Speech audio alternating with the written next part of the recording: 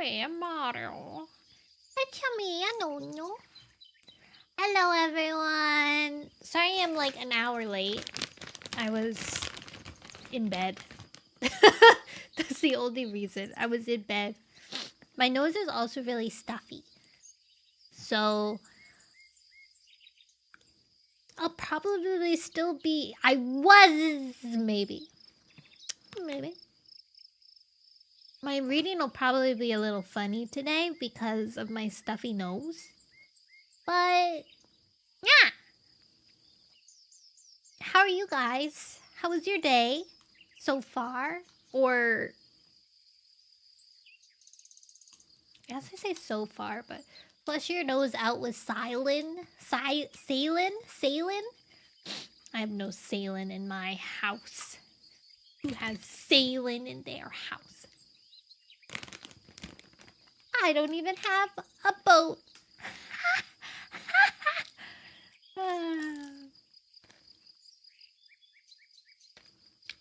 It's a good dad joke that I made up myself just now.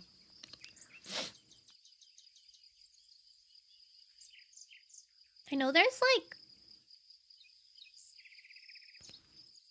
okay, the problem with having like nose specific things is like you can't share them. Like if you have like a bottle of Advil that everybody in the house can use, then it's like cool, like we have Advil. But if like someone has like a nose flusher, you're not gonna borrow their nose flusher. That's like gross. I'm gonna because my roommate has a nose flusher, but I'm not gonna use it.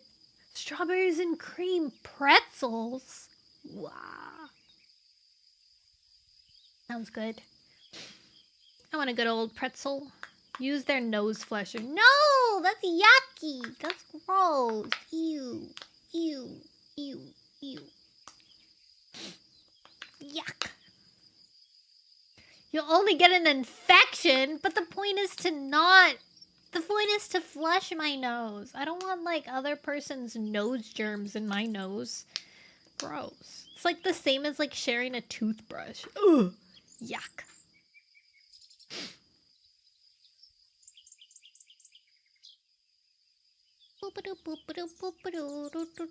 Some people, like, genuinely, like, they aren't deterred of sharing a toothbrush. And it's, like, gross. Laggy, it's gross! Like, what if they don't wash their toothbrush well after they're done using it, and it has, like, yucky, like, old mouth residue on it? Yuck.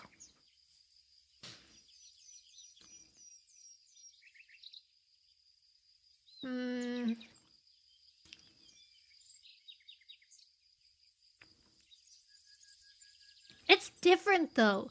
At least you get the dopamine, the serotonin. If you're smooching someone, you get that good feedback. You know? You don't get that when you're just using their toothbrush. You're just using a gross toothbrush. If it's a rando, that's nasty. Indirect kiss. No. That's like, to me, that's like drinking someone's washback water. Like, sure, maybe we're like dating, but I'm not gonna drink your washback water. That's disgusting. That's gross. My sister used to wash back her water all the time, and it was so nasty. If we had like one water bottle for the little family we were in, I want to drink my own washback water, like swallow it. So she would wash back it, and there'd be like, oh, it was so gross. So it sucked when like the family had to like share a water bottle, right? Because one of us didn't know how to drink properly and made it yucky. That's the bad stuff. Nasty! That's what sharing a toothbrush is like for me.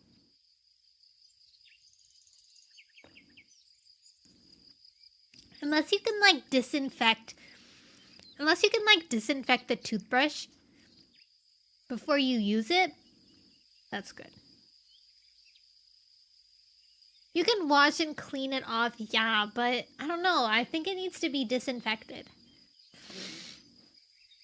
If I was in like a dire situation where I needed to brush my teeth, like I would feel gross for other people too. If they had to use my toothbrush, I would feel gross for them. Even if I cleaned it really well, I'd feel gross for them.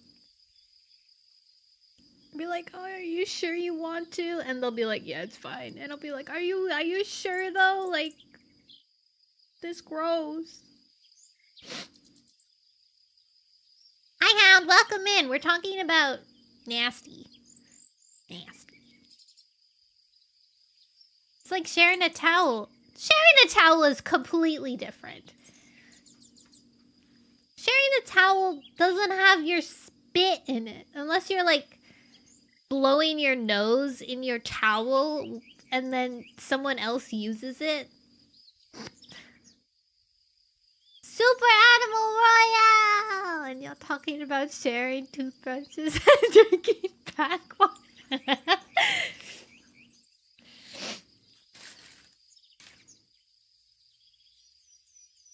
What about when a grandparent gives you a tissue that's been used? Like, would you use that tissue? No, I wouldn't. That's disgusting. Ew.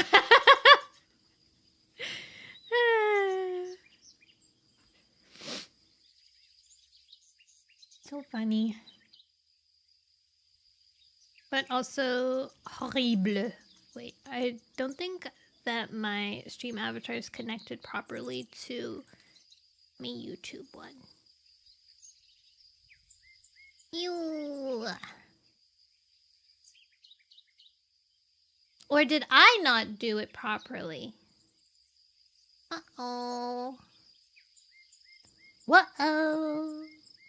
Whoa. Alone in the world, little boy. I guess fine then.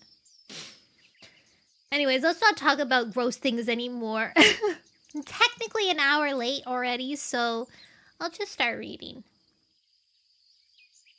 Have some, you know, do some chores. Hang out. Let me write. If you do.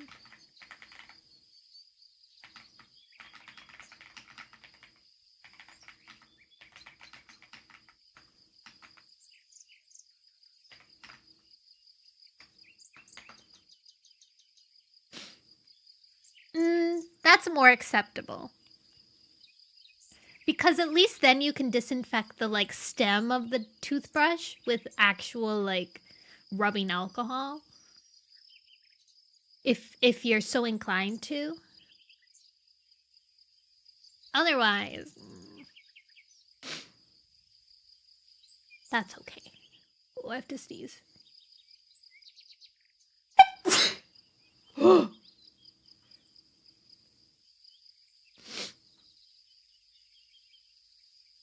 Yes, okay. Let's start reading.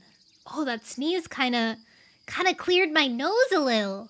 I don't know how it did that, but it did. So excited for Super Animal. What is Super Animal World? Is it related to Super Animal Royale? Is it fancier? Is it better? I tried to play Super Animal Royale, but I couldn't figure it out. Like, I'm not good at Paper Mario type style, you know, like it's 2D.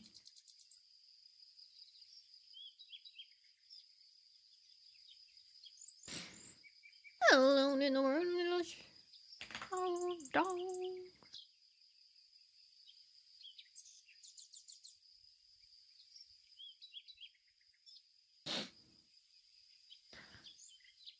It's the new little thingy they're working on, a relaxing version without the shooting. Oh, then what do you do? It's like an MMO? Just walk around? Fishing? Or do you like punch each other instead?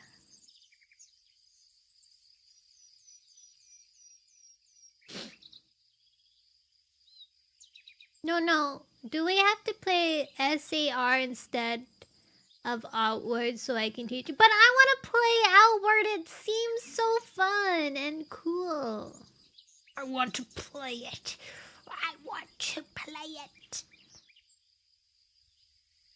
Alright. Let's summarize what happened in previous Warrior Cat books.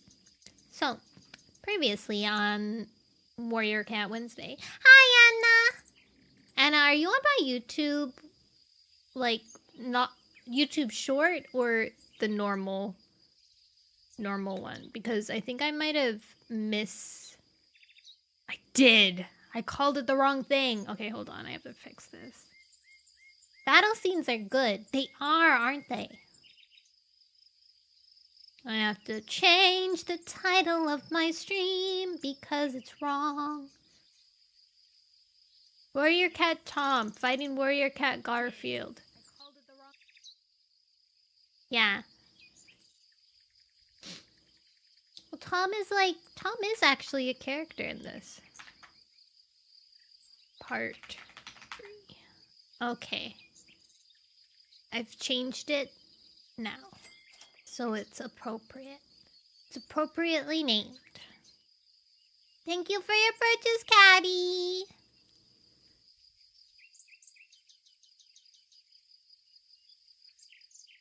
Was this your first time reading Warrior Cats? No!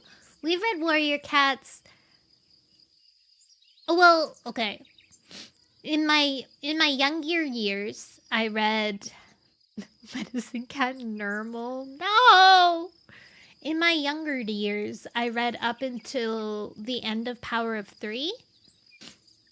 And when I was younger, I read up until the Power of 3.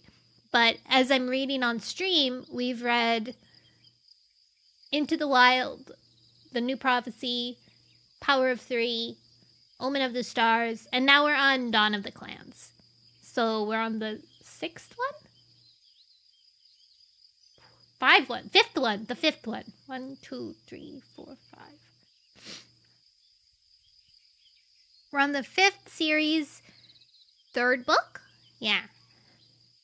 That's where we're at right now. So that's how many times... It's been like probably 2 years since I started doing Warrior Cat Wednesdays now. You're on number 3 of Power of 3. Luckily, you can hang out in this stream if you want to, because Dawn of the Clans isn't related to the main storyline. It's like in the past. So it's irrelevant to everything that's going on in Power of 3. I love Power of 3. Power of 3 is my favorite. Thank you for the Quasso! DKP! Think of how many words that's been. That's scary to think about. I guess I could logically look it up. Because the stats have been out there. Power 3 is my favorite. Who's your favorite character, Anna? Do you have a favorite kitty cat? Meow meow.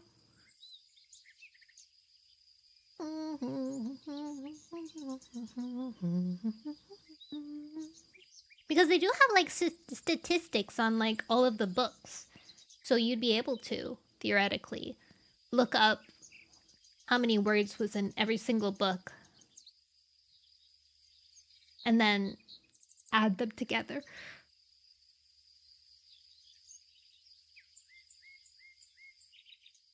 It's hard. Oh. I can tell you mine.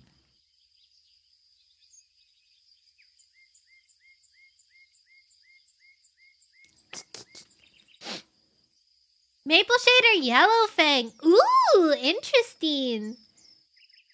Interesting taste. Maple Shade isn't in Power of 3, though, is it? Did you read Maple Shade's book? Have you read, like, her side book? Yeah! I haven't read her side book, so I don't really know much about her. Feathertail! Wow, DKB, how did you remember? You actually remember? Or did you Google it? Mine's Jay Feather.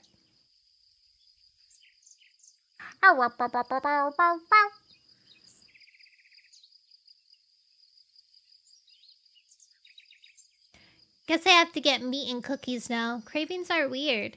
Yeah, meat and cookies! What kind of cookies does she want? And what kind of meat does she want? That's very important. Make sure you get the right meat and the right cookies. Those are two very broad spectrums.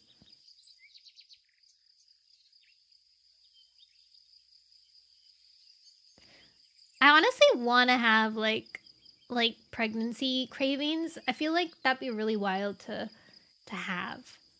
Like, what goes on in your head that you so distinctly want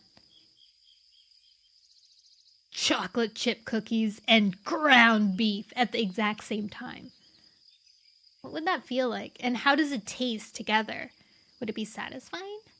I read the, I don't know the bonuses of it. It's the story of the clans. Oh, yeah. I think maybe that's the one that I'm reading right now. Dawn of the Clans? Or maybe it's related. Kind of a wild statement. Thank you for the leg pride. We're fighting warrior cats and craving tacos. Your support is perfect.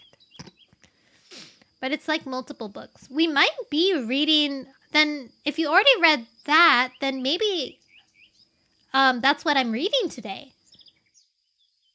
Do you recognize this book cover? The one right here. It's with like Greywing and Thunder and Clear Sky. That's what we're on right now. I'm reading all the series in order that they were published rather than order of like timeline.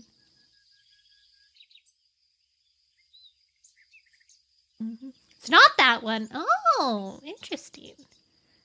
Maybe it's a new series? I don't know. There is an offshoot of this series that is kind of how Medicine Cats began. Who knows? Oh well. Alright. Let's begin. Previously on Warrior Cat Wednesday. What even happened? I feel like not very much happened. They wanted to set up a meeting with Clear Sky, so Greywing sent out a patrol with who did he go with? Jackdaw's Cry and Thunder to go talk to Clear Sky, and so they had a little discussion outside of camp.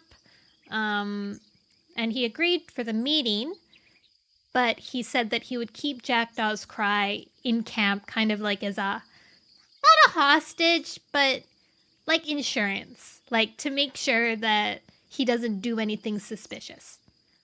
On his way back, Thunder met this cat, Tom. His name is Tom. And he's he abused both his mate and his roommate.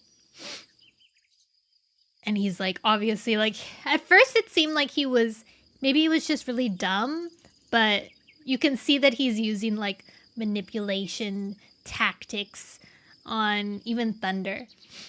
But Thunder's he's smart enough. He's okay, this is kind of weird. I'll talk to Turtletail first, and then she can decide whether she wants to go see Tom or not. And that's literally where we're at. Found it! What was it?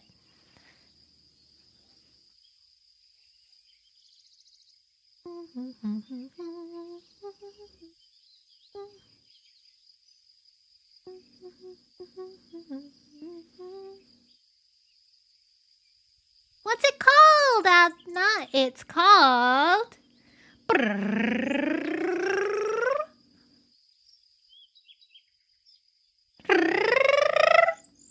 That's my drum roll.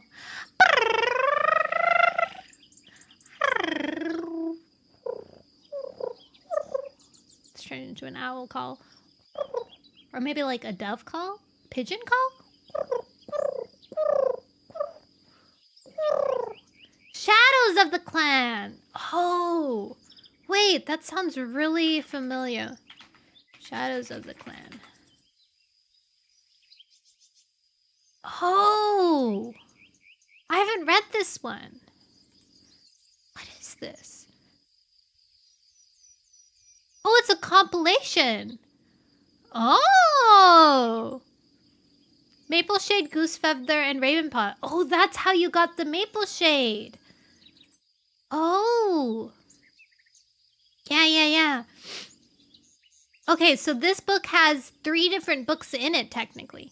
Good morning, Gume! How are you?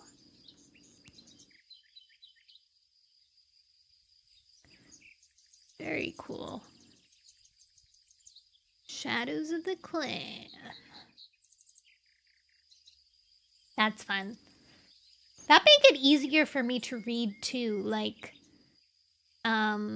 if I ever want to read like the novellas, the like side books, then reading a big book like Shadow of the Clans would be easier for me because it would have all of them kind of condensed together.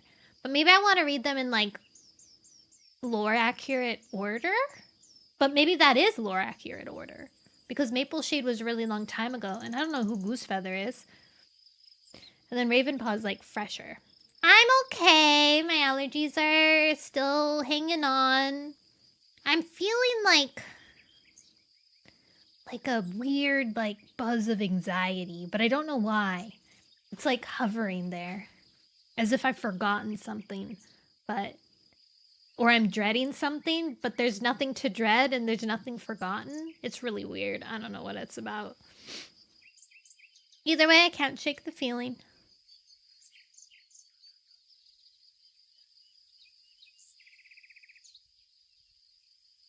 Oh.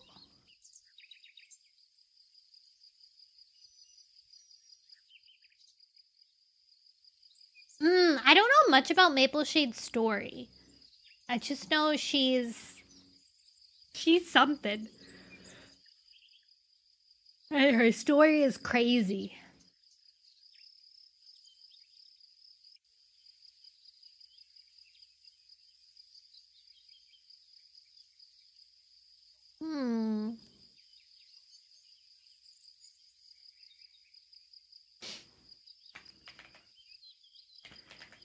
Hold on. Someone message me.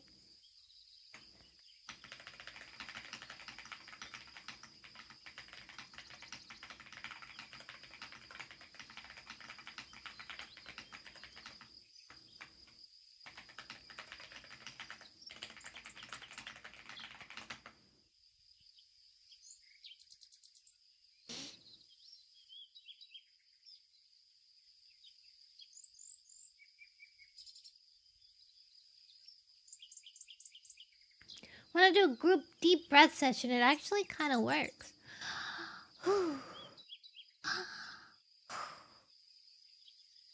Maple Shade is before Goosefeather, and Goosefeather is before, but not too long from Firestars. Oh.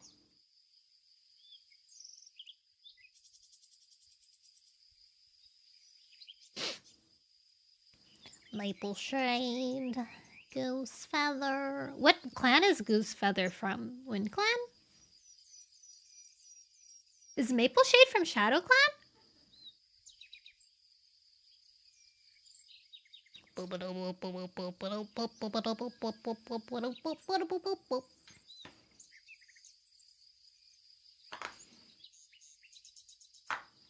Now I want to do a group breathing session.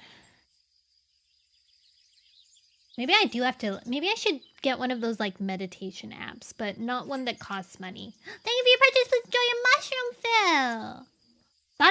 ThunderClan? Maple Shade was ThunderClan? Or Goosefeather was ThunderClan?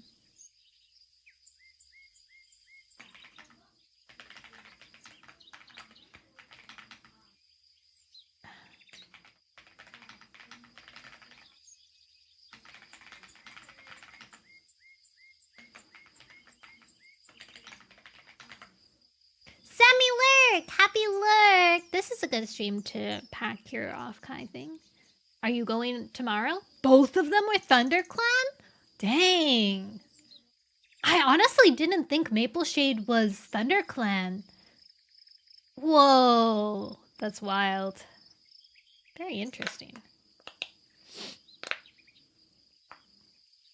Alright. Let's begin reading.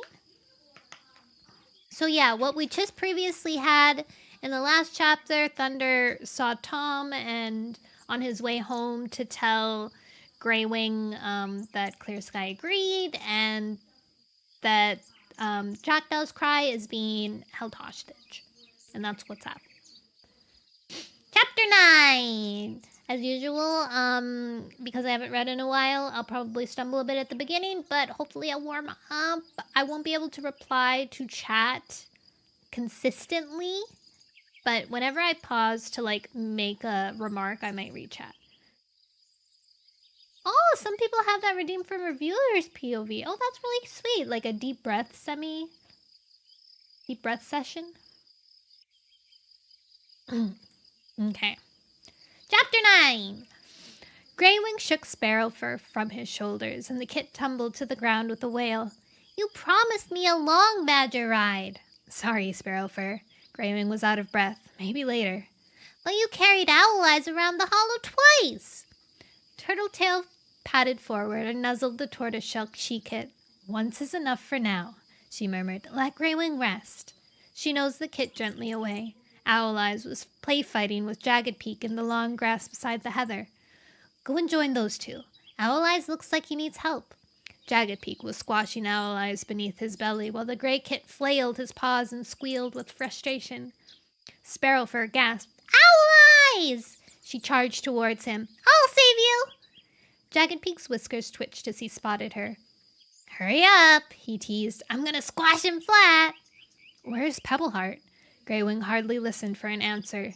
He stared towards the distant moor, scanning the horizon for movement while worry spiraled in his belly. He's helping Cloudspots make ointment for Frost. Turtletail nudged his cheek with her muzzle. Can you see them?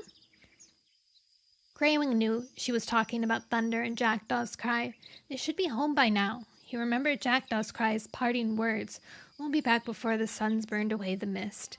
The sun was high. The fog had melted long ago. Are you wheezing again? Turtletail pressed closer. A little.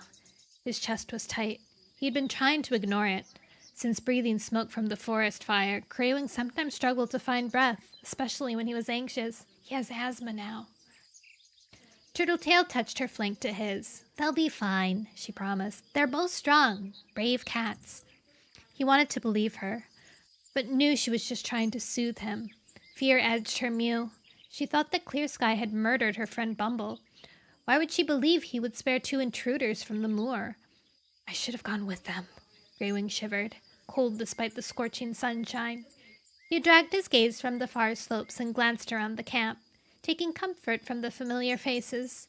Lightning Tail and Acorn Fur sat beside the gap in the heather, watching for their father's return. Hawkswoop paced beside the flat rock where Tall Shadow was sitting. The black she-cat was staring across the moor, eyes pricked, ears pricked. 3 snacks! You're so new, DKP.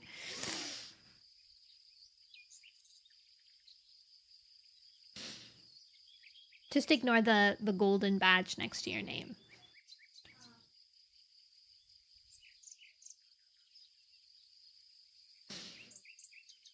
Rainswept Flower crouched beside her. Oh, did I read that part? Windrunner lay at the edge of the clearing, her bulging belly rising and falling. Her eyes were closed against the bright sunshine, but her ears twitched each time grass swished beyond the heather. High Point Park. Okay, hold on. What the heck is that? Someone's phoning me!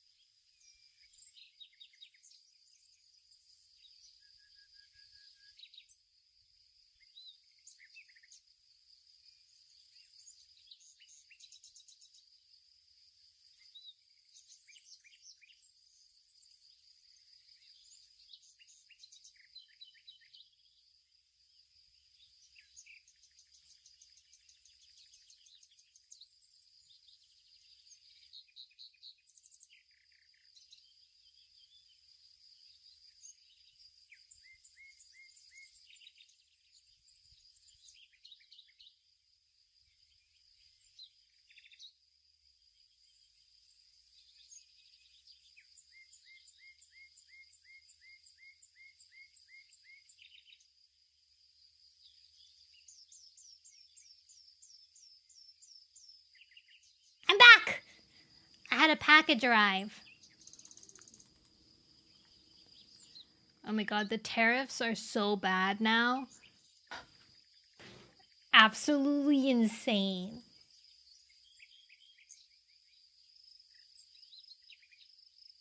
I'm back, I'm Hound. Hi, Hound. I'm back. Package. It sucks. I don't know how much it would have been without the tariffs, but there's no way it was that much normally.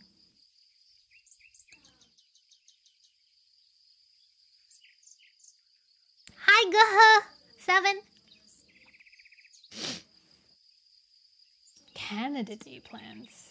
Mom inviting for dinner. Canada Day plans. Who does Canada Day plans? Oh, I should make ambrosia salad for Canada Day and like dye it red. That would be so bad. I'm Canadian.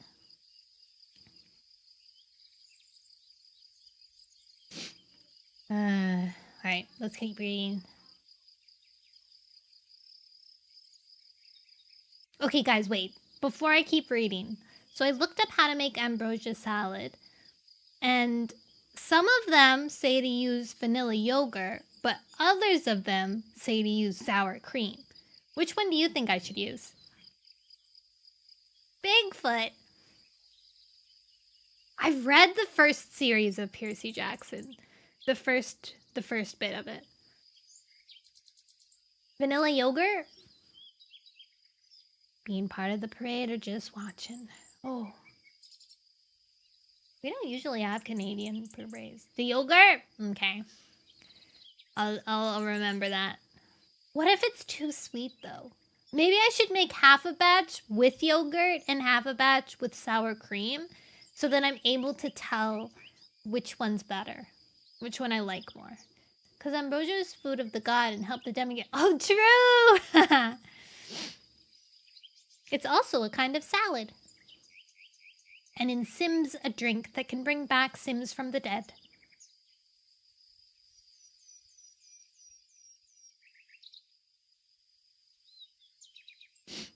Alright, let's keep going for real this time. Knowledge from us professionals. Yeah, you guys are the professional chefs here. Where the heck was I? Ah, here. Rainswept Flower crouched beside her, nudging a ball of soaked moss closer. Have a drink, she urged. You must be thirsty. As when one windrunner lapped at the moss. Gorse fur paced behind them, his long tail twitching. Shall I go hunting? Oh, shall I go hunting? He called to Tall Shadow. I could head for the forest border and see if there's any sign of them. Don't go alone, Tall Shadow answered. Hawkswoop crossed the clearing towards Gorsefur. I'll come with you. Oh wait, no, Hawkswoop was the girl. I'll come with you. Me too. Shattered Eye stepped out from behind the bramble, his green eyes sharp with worry. Wait! Tall Shadow suddenly stretched out her hind legs, eyes fixed on the moor. I can see thunder. Greywing darted across the clearing, Turtletail at his heels, and rushed through the gap in the heather. Lightning Tail called after him. Is Jackdaw's cry there too? Greywing didn't answer. There was no sign of the Black Tom, but Thunder was racing towards the hollow. Greywing met him on the grassy clearing outside, scrambling to a halt as Thunder reached him. What did Clear Sky say? Will he meet me? Yes. Thunder skidded on the grass. Greywing saw the young Tom's gaze flick nervously towards Turtletail. Something's wrong. Before he could ask, Hawkswoop barged past. Where's Jackdaw's cry? She scanned the heather. Greywing tasted the air. No scent of the Black Tom. Thunder had left alone.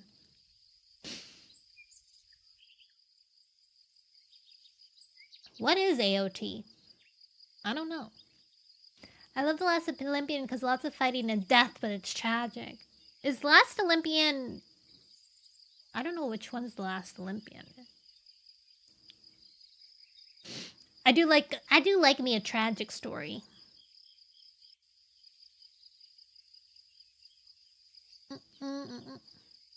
Greywing tasted the air. No scent of the Black Tom. Thunder had returned alone.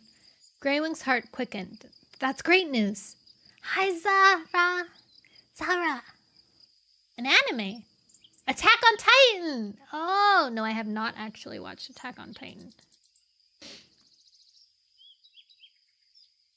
Derry hoped that battle could be avoided. His mind started to whirl. What if he couldn't find the right words to persuade Clear Sky to see reason and stop moving his boundaries? What if he made battle come sooner by saying the wrong thing? Where's Jackdaw's cry?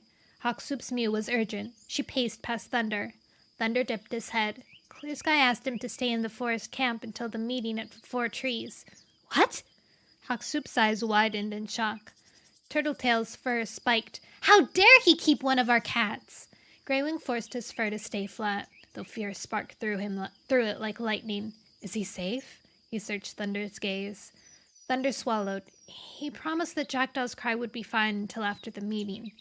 His gaze slid towards Hawkswoop. And then what? He'll let him return to the moor. Thunder's ears twitched nervously. Is that what he said? Hawkswoop glared at him. Thunder stiffened. He said he'd be safe until after the meeting. Turtletail hissed. We must fetch him, now. Greywing met her gaze, but Clear Skies agreed to meet, he protested. We have to tread carefully. Turtletail growled. That's what he wants, she spat. He wants us to slink around like mouse hearts while he does what he wants. He's a bully and you know it. She headed for the camp. Greywing closed his eyes. He could understand her anger. Why hadn't Clear Sky just agreed to meet? Doesn't he trust me? No. Or was Turtletail right about him enjoying having power over others? Also true. Hawkswoop growled as though in pain. What should we do, Greywing? Greywing looked at her. Let's ask Tall Shadow. He led the cats back into the hollow where Tall Shadow, Acorn Fur, and Lightning Tail waited. Turtletail was already at Tall Shadow's side. Windrunner was on her paws, Rainswept Flower beside her. Gorsefur stood, tail lashing, while Scattered Ice paced around them. In the long grass, Jagged Peak looked up. Owl Eyes and Sparrowfur tumbled around him, play-fighting. They hadn't even noticed Thunder was back. He slid from between them and crossed the clearing. Has Turtletail told you everything? Greywing looked at Tall Shadow. Clear Sky's holding Jackdaw's cry. Her gaze flitted around the others. But he's agreeing to the meeting, Greywing told her. Hawkswoop padded forward. Turtletail thinks we should get Jackdaw's cry back. I know, Tall Shadow told her calmly. Greywing flattened his ears. If we do that, Clear Sky will call off the meeting. Windrunner lashed her tail. We can't let him bully us. Avoiding the battle is more important. Greywing felt frustration flash beneath his pelt. Gorsefur growled. Is more important than Jackdaw's cry life? Bye, Zara. Have a good day at school. Your YouTube icon is old, Nono. It is? Oh yeah, it's my very first one, isn't it? That was my very first drawing of Nono, I think. Maha, TOH, the time I got reincarnated into a vending machine. What's TOH?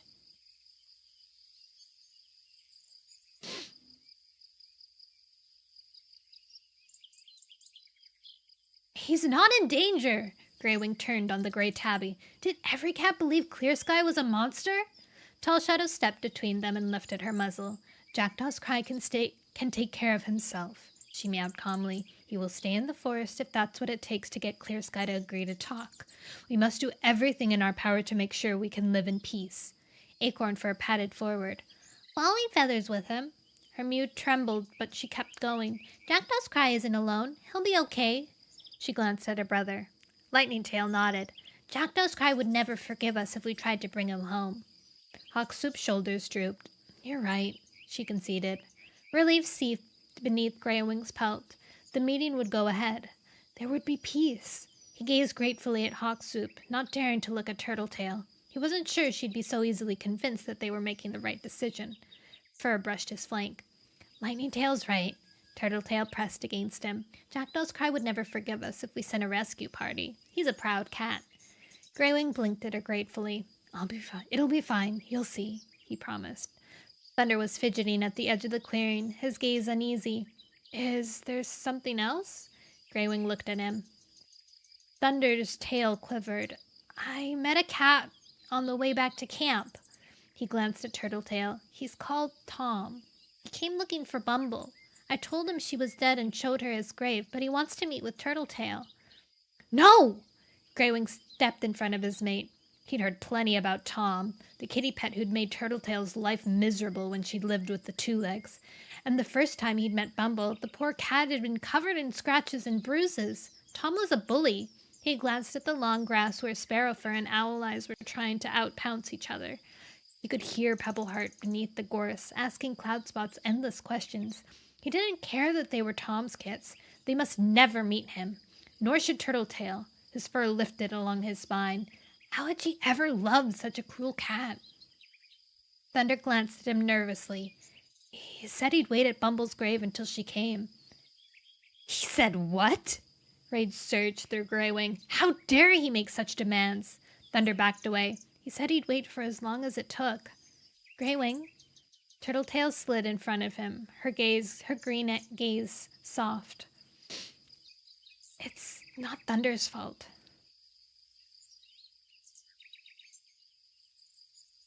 Your grandma's account.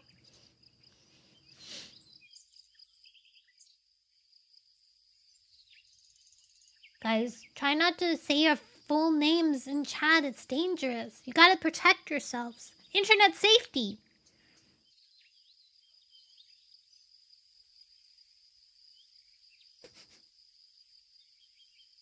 Be careful out there, kiddos.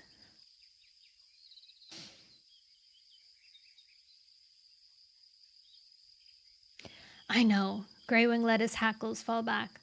Have I eaten carne asada? I don't believe I have. Hound Hounderson is my full legal name. Hi, Mr. Hounderson. Mr. Hounderson.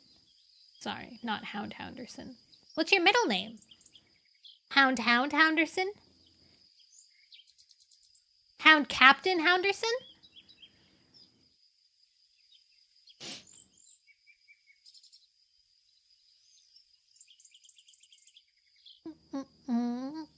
Houndy. I should have guessed. Hi, Cordy. Please enjoy your chestnuts. But we don't want that kitty pet on our moor. I'm going to chase him back to the two-leg place. He began to head for the gap in the heather, but Turtletail blocked his way. No. Her mew was firm. He blinked. Why? I must meet him. She was trembling. Greywing could hardly believe his ears. You can't! Turtletail lifted her head. I know him, Greywing. If I don't meet with him, he'll find me. He'll come to the hollow. She glanced over her shoulder towards Owl Eyes and Sparrowfur, and then he'll know where his kits are. Fear edged her mew. Greywing understood. She must face him or live in fear. I'm coming with you. So am I. Tall Shadow's mew took him by surprise. The black she-cat was gazing at him, eyes round. If this Tom can frighten Turtletail, you may need an extra set of claws. She nodded to Thunder. Show us where he is. I don't know what woosk is. Wooks.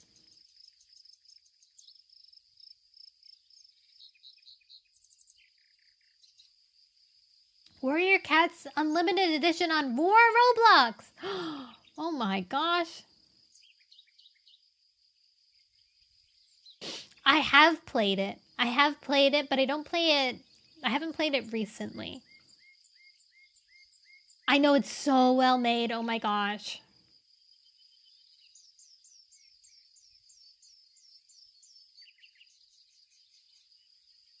I wish that had existed when I was a kiddo. I would have loved it. Yeah, I would have loved it.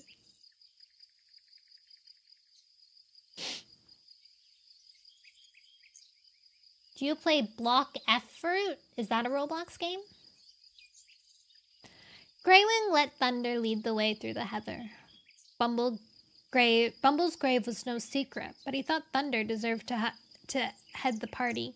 He felt guilty that he'd reacted so angrily to the news of Tom's arrival. Thunder had shown true courage today. Traveling to Clear Sky's camp, returning with news that he'd left Jackdaw's cry there, did Clear Sky realize what a fine son he'd given up? It's his loss. Greywing ducked as heather branches arched over their heads. He could feel Turtletail's quick breath on his tail tip. She was scared, though she was doing her best to hide it. Tall Shadow brought up the rear. Hopeful, her calm, clear-sightedness would ease any tensions in the meeting. Greywing's pelt itched with sudden curiosity. He'd often wondered what the father of Turtletail's kits was like. Guilt gnawed at the edge of his thoughts. She'd never have turned into such a cruel cat if he'd realized earlier that he loved her. Turned to such a cruel cat. She'd loved him since they were kits, but he'd been blinded by his own love for others, first for Brightstream and then for Storm. Turtletail had always come last, but with quiet perseverance she'd won his heart, and now he couldn't think of a life with any other mate.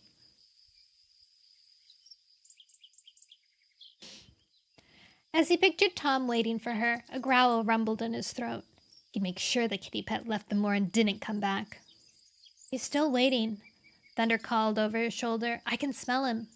Greywing tasted the air, his nose wrinkling as sweet, sour, sickly smells filled it. They'd clung to Bumble's pelt, too, and Turtletail's when she'd first returned from the two-leg place. It must be the scent of two-leg nests. Bright light showed ahead, and Greywing blinked. He'd slid out of the tunnel into sunshine. Thunder already waited on the grass. Turtletail and Tall Shadow padded out behind him. Screwing up his eyes, he looked down the slope.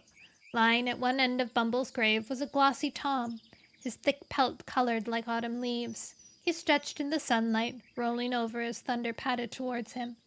Greywing glanced at Turtletail. Ready? She squared her shoulders. Yes. Striding forward, she followed Thunder. Don't worry. Tall Shadow stopped beside Greywing. We'll make sure that he knows he's not welcome here. Greywing lashed his tail. I'd like to send him home with a nick in his ear. Let's not antagonize him unnecessarily. Tall Shadow padded down the slope and Greywing followed. Tom was climbing to his paws. His wide flanks rippled. Greywing curled his lip. Soft fur coated soft flesh. Wasn't he ashamed to be so fat? Tom's gaze fixed on Turtletail. You kept me waiting, he yawned, showing his yellow teeth. Turtletail shrugged. It looks like he didn't have anything better to do.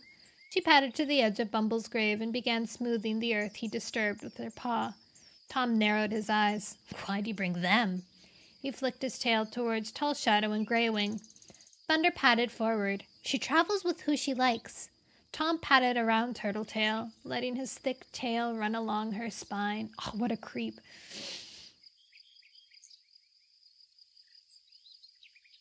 She shuddered. Greywing growled and glared threateningly at Tom. Tom ignored him. He was staring at Tall Shadow, his silky muzzle wrinkling in disgust. Are all your rogues flea bags? He nudged Turtletail roughly with his shoulder. How many times do the housefolk have to comb you to clean your pelt? His gaze flicked over to Tall Shadow. I don't think there'd be enough combs in the world to scrape the fleas from her. Tall Shadow held his gaze. What a nasty cat this guy is. Greywing flexed his claws. Did this cat want to fight? He's so outnumbered right now. The gall of him. Thunder told us that you've come to pay your respects to Bumble. Tall Shadow meowed diplomatically. Tom sniffed. Something like that. He turned, his feathery tail swishing past Turtletail's muzzle. I really wanted to see my old mate. His eyes lingered on her pelt. The nest is too quiet without you now that Bumble's gone. He stopped, his muzzle a whisker from hers. Won't you come back? I miss our play fights. Play fights? Turtletail hissed. Hi, Prado! Welcome! You were the only one who was ever playing, she reared, spitting with fury. Greywing darted forward. Tall Shadow leaped in front of him. Let her stand up for herself. He scrambled to a halt, staring past Tall Shadow as Turtletail lunged for Tom. Her claws raked his snout. Snarling, she battered his muzzle with a flurry of claws. Tom backed away, his broad, sleek face twisted into a snarl. Rogue! He roared and flung himself at her. His weight knocked her backwards. Paws crumbling, she collapsed into Bumble's grave. Tom slashed her flank, sinking his claws deep and pressing her shoulders into the earth. She writhed, hind legs scattering the loose soil as she struggled to reach his belly. He let his fat body drop, smothering her. Tall Shadow stepped aside. "Stop him," she growled to Greywing, but Greywing had already leapt past her. Thunder dived from the other side. He hooked his claws into Tom's flanks while Greywing sunk his teeth into the kitty pet's scruff. Heaving, they dragged Tom off Turtletail. She screeched in pain as he tore fur from her belly. "Dungheart!" Greywing swung a hefty blow at Tom's ears. The kitty pet's eyes widened as it struck him. He yowled in fury and flung a blow back. Greywing reeled at its force. As he struggled to regain his balance, Thunder dived beneath the kitty pet's belly and knocked his hind legs from beneath him. Tom twisted, reaching out a forepaw and clawing Greywing's flank. 1 second, guys.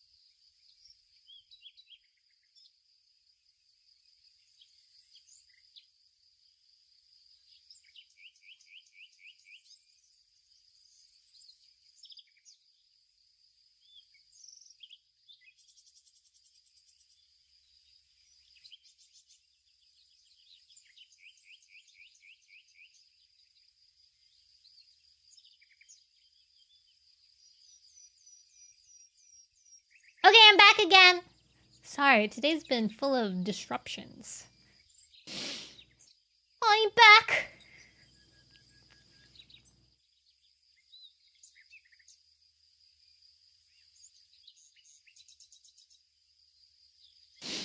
Let's see. Where was I? What's good? You're good. Gotcha.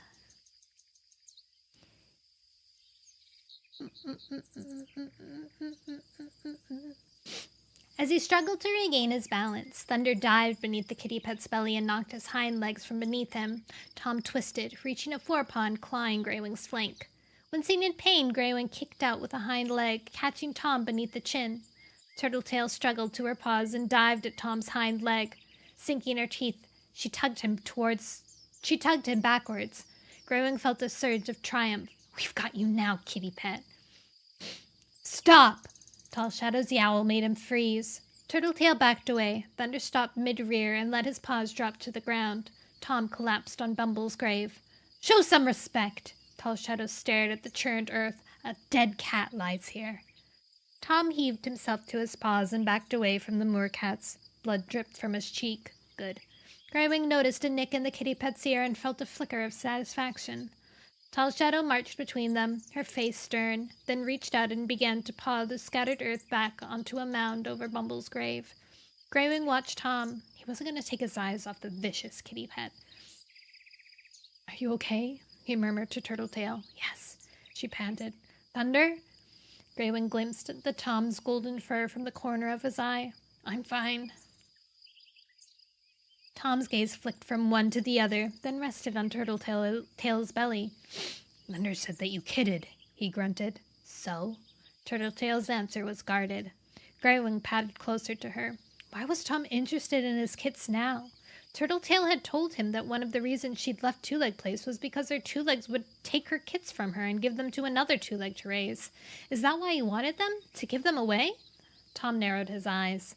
"You stopped them from being kitty pets and made them live like rogues," he sneered. Do you think they'll thank you for that?" "They're not rogues." Greywing stepped forward. "They live with us. They're the best-loved cats in the Hollow."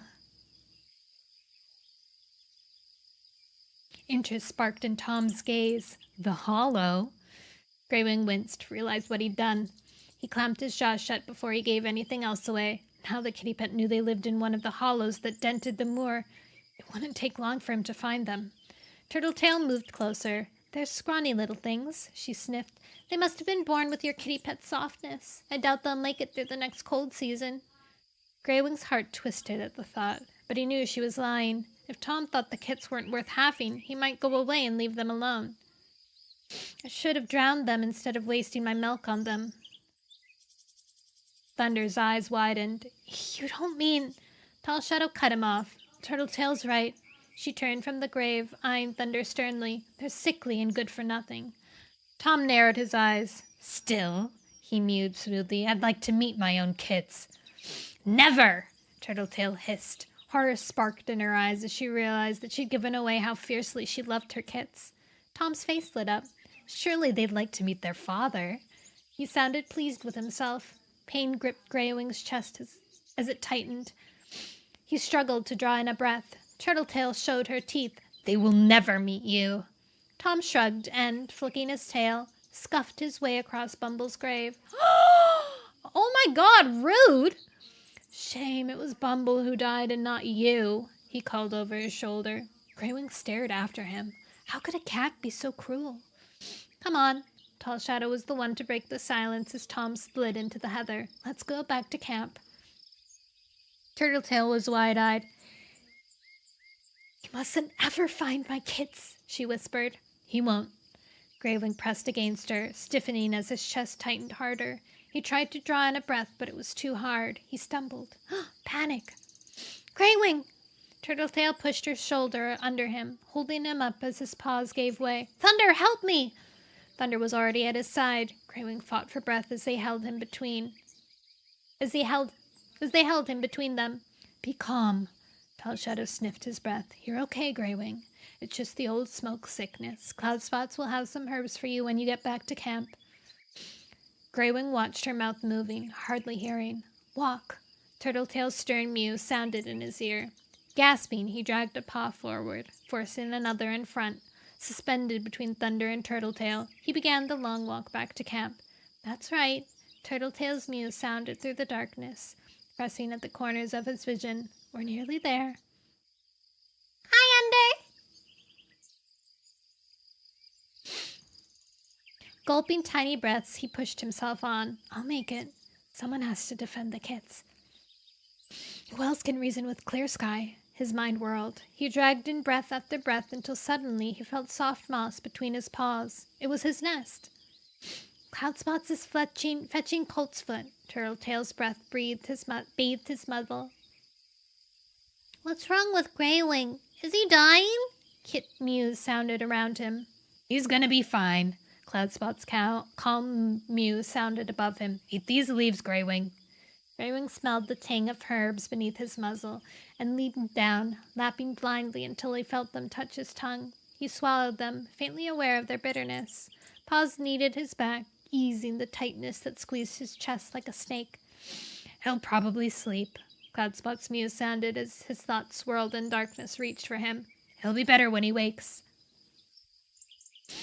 Wake up! Stoneteller's mew jolted him from sleep. What's wrong? He leaped to his paws, staring around. He was in the cave again. Moonlight filtered through the waterfall at the cavern's mouth. His old tribe mates were curled in their nests. You mustn't sleep, Greywing. Stoneteller's eyes blazed in the half-life. There's danger. Your loved ones are in danger. Heart-lurching, Greywing jerked up his head. He blinked open his eyes, surprised to find himself in his own nest. He breathed, air filling his chest. Relief swamped him. Turtletail was asleep beside him, her chin resting on his flank. The kits were curled against them, warm and soft, eyes closed. It was just a nightmare. Sighing, Greywing closed his eyes and drifted back into dreams. Greywing! Turtletail's mew woke him into a soft gray dawn. He gazed around the shadowy camp. It was hardly light, but Rain-Swept-Flower was hurrying across the clearing. Cloudspots was carrying herbs towards the bramble. Gorsefur paced with shattered ice beside the long grass. What's going on? Greywing pushed himself to his paws. Turtletail pressed her muzzle to his cheek. Windrunner has begun her kidding. Why is that dangerous, though? Is Windrunner gonna die? In birth?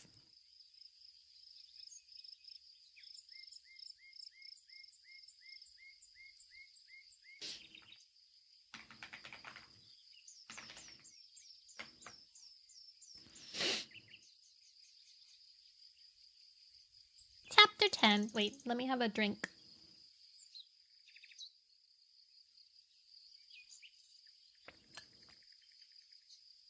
Nothing like a fresh pink lemonade to clear your worries. Chapter 10. Thunder watched Gorsefur pace beside Shattered Ice. The thin gray tom stopped as another pained yowl burst from beneath the bramble. Rain-Swept-Flower poked her head from the trailing stems. Gorsefur glanced fearfully towards her.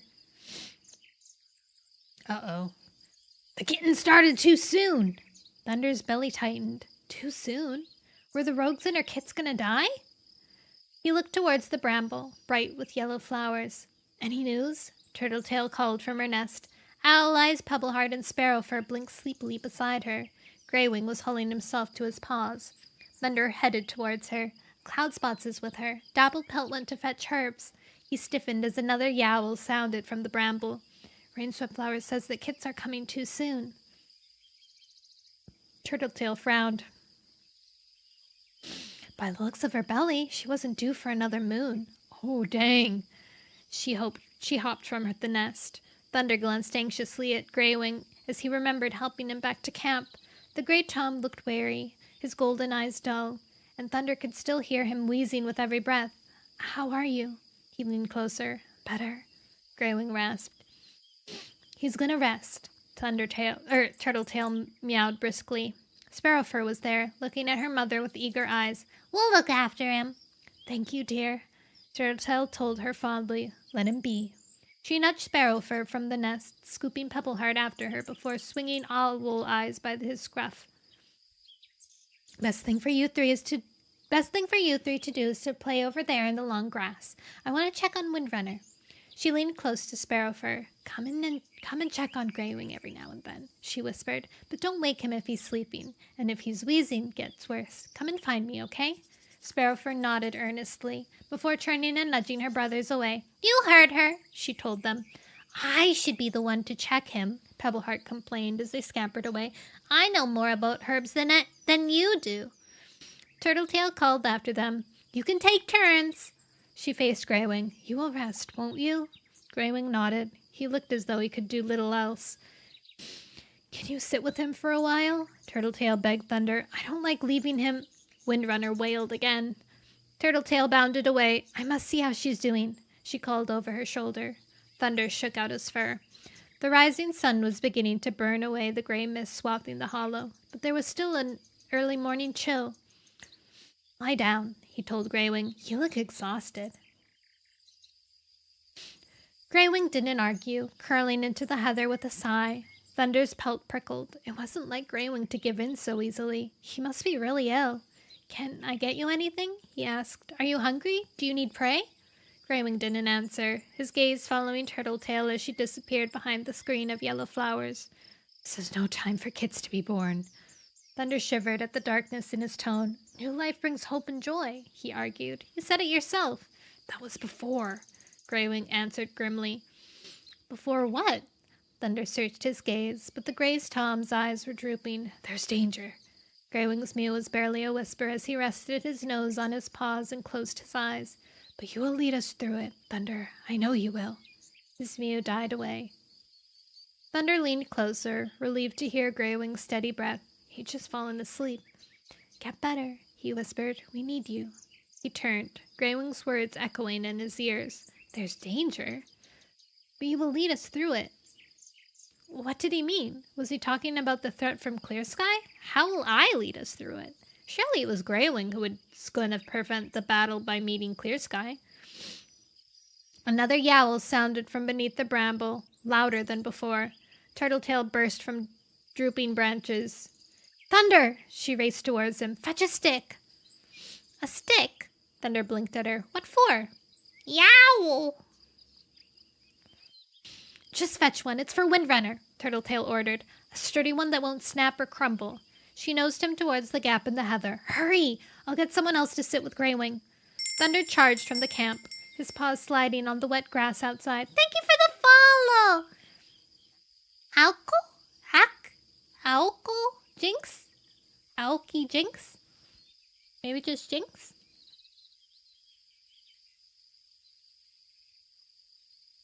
He scanned the moor. There was only heather and grass here. For a sturdy stick, he'd need to go to the forest. Dare he risk crossing Clear Sky's border? He pictured Turtletail's anxious face. Another agonized yowl drifted from the camp. He had to. Herring across the moor, he plunged through the heather, swerving past a thorny gorse bush and bursting out onto the slope beyond. He raced to the border, not even hesitating as he crossed the scent line. The tang of it touched his tongue. Fur cone had marked this part. He scanned for a sign of the molted brown and white tom, but nothing moved beyond the trees. Pushing through the ferns, he crept towards the trees. Ears pricked, he searched the forest floor. A long stick lay beneath the birch. He sniffed it, a sturdy one. He remembered Turtletail's orders and clamped his jaws around the gnarled bark. The old wood disintegrated between his teeth. Snorting with frustration, Thunder searched again. A thick stick lay nearby. He darted towards it and bit down. It fell into splinters in his mouth. Spitting out wood chips, he looked up. If he wanted a stick that wasn't half rotten, he'd have to pick a fresh one. His heart sank. Climbing trees wasn't his best skill. His heart twisted as memory flooded back. He'd practiced tree climbing with Clear Sky. His father had instructed him to leap from tree to tree. He shuddered as he recalled the branches wobbling beneath his paws, dipping with every paw step. He'd lost his balance and fallen. He'd been smaller then. How would the branches hold his weight now? He pushed away his doubt. Windrunner needed a stick. Hunkering down, he fixed his gaze on a trunk of an oak. The bark was old and knobby. It should be easy to get a grip. He leaped, hooking the trunk with his claws. They stung as he dangled, clinging on desperately. How do squirrels make this look so easy? Digging in his hind claws, he pushed himself up and flung his forepaws over a low branch. It was thick, and he managed to clamber onto it, relief loosening his muscles as he felt it solid beneath his paws. Catching his breath, he glanced along it. Shoots sprouted at the end. They looked thick. They'd be solid branches one day, but now they were still young and palpable. They wouldn't crumble or splinter under pressure. He just hoped he had the strength to snap one off. Padding along the branch, he stopped beside a thick green stem sprouting from a knot in the bark. He gripped it with his forepaw and curled his claws around it. Grunting, he heaved. The stem bent. He heaved again. The stem trembled in his claws. Break, you dumb stick, he whined with effort, his muscles trembling as he pulled on the stem. Crack! The stem snapped. Thunder lost his balance, belly flipping. He tumbled from the branch and hurled towards the ground. Terror surged beneath his pelt. He flailed his paws and flicked his tail, turning in the air a moment before he hit the ground. He landed heavily on his paws, gasping with surprise. The stem clattered down beside him. I knew I wasn't cut out for tree climbing. He shook out his pelt. But I'm great at falling. He inspected the stem, pleased to see that it had snapped at the base. It looked sturdy. He just hoped Turtletail would agree. Grabbing it between his jaws, he headed for the border. Breathing deeply, he checked for scents, hoping the forest cats wouldn't notice his when they patrolled the border later. If they did, he hoped they'd assume it was simply lingering from yesterday's visit. He pushed through the ferns, the stick catching among the thick fronds. He sank his teeth into one end and heaved it free, then dragged it towards the border. His jaws were aching by the time he hauled it up the slope. He dropped it and took a better hold, clamping the middle of it between his jaws. He ran, crossing the grass, head high. I must look like one of those dumb dogs that carry sticks to their 2 legs. Embarrassment heated his pelt. I hope no one sees me. As he neared the hollow, he heard Windrunner yowling. There were no gaps between her shrieks now. Had Turtletail's kidding been this painful? He couldn't remember cries like this. Windrunner was one of the bravest cats he knew. She must be suffering. He raced into camp and crossed the clearing. As he skidded to a halt outside the bramble, Turtletail ducked out. She inspected the stick, sniffing and sinking her teeth into the young wood. It's good, she told Thunder. Thanks. What's it for? He asked as she picked it up and headed back inside. Come and see. Thunder hesitated as she disappeared. Did he want to see Windrunner's suffering? He frowned. He wasn't going to let Turtletail think he was scared. He nosed his way gingerly through the flowery stems. The cavern was gloomy. Windrunner lay stretched on the cool earth. Cloudspots and Dapplepelt huddled near her tail, while Gorsefur crouched by her cheek, lapping as she writhed. She gave a low yowl. She's exhausted by her pain. Pain? She's exhausted by her pain. Gorsefur stared round-eyed at Cloudspots. Can't you do anything else to help her?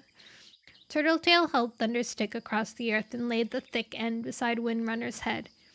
She could bite down on this. She searched Cloudspot's gaze. Yes! Cloudspot's eyes shone in the gloom. It might focus her mind away from her pain. Gorsefur stared at Turtletail. Will it really help? Let's find out.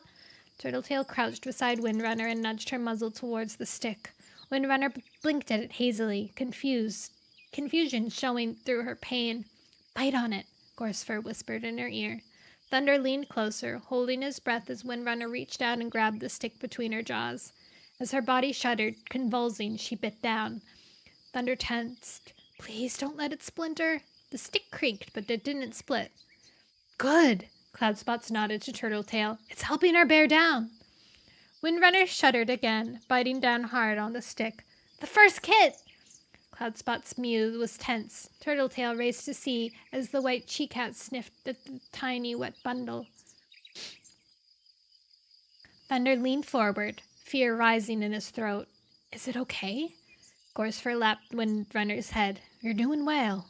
Windrunner convulsed again. Another! Cloudspot scooped the first bundle towards Turtletail, who began lapping at the glistening skin that encased it. Thunder stared wide-eyed as the skin split and the tiny gray kit flopped out, looking half drowned. It let out a tiny wail. It's fine, Turtletail's mew was jubilant. And it's a Tom. Come and see, Thunder. She beckoned him with a flick of her tail. Thunder patted nervously around Cloudspots and Dapplepelt and stopped beside Turtletail. The kit was mewling, its eyes closed. Its tail was short and wet like a lizard's. Is it supposed to look like that? He asked, breathless. That's what Pebbleheart, Owl Eyes, and Sparrowfur look like, Turtletail purred. You probably did too. She grabbed the Tom by the scruff and placed it beside Windrunner's head, next to his litter sister. Windrunner grunted as a spasm gripped her. 2 more Toms, Cloudspots called. 4 kits. Gorsefur broke into a purr. 3 Toms and a she-kit, Dapplepelt announced proudly. Small. They're perfect. Dang, this clan is full of boys. Windrunner let the stick fall away and turned to her firstborn. Gently, she lapped the scrapes of membrane clinging to its wet fur. It flailed blindly, mewling, and she scooped it closer to her muzzle with a paw. Thunder watched, his heart swelling. As one at a time, Dapple Pelt placed the other newborn kits beside Windrunner's muzzle. He stared, his throat tightening with emotion. He wanted to congratulate Windrunner and Gorsefur, but words didn't seem enough. Windrunner began purring.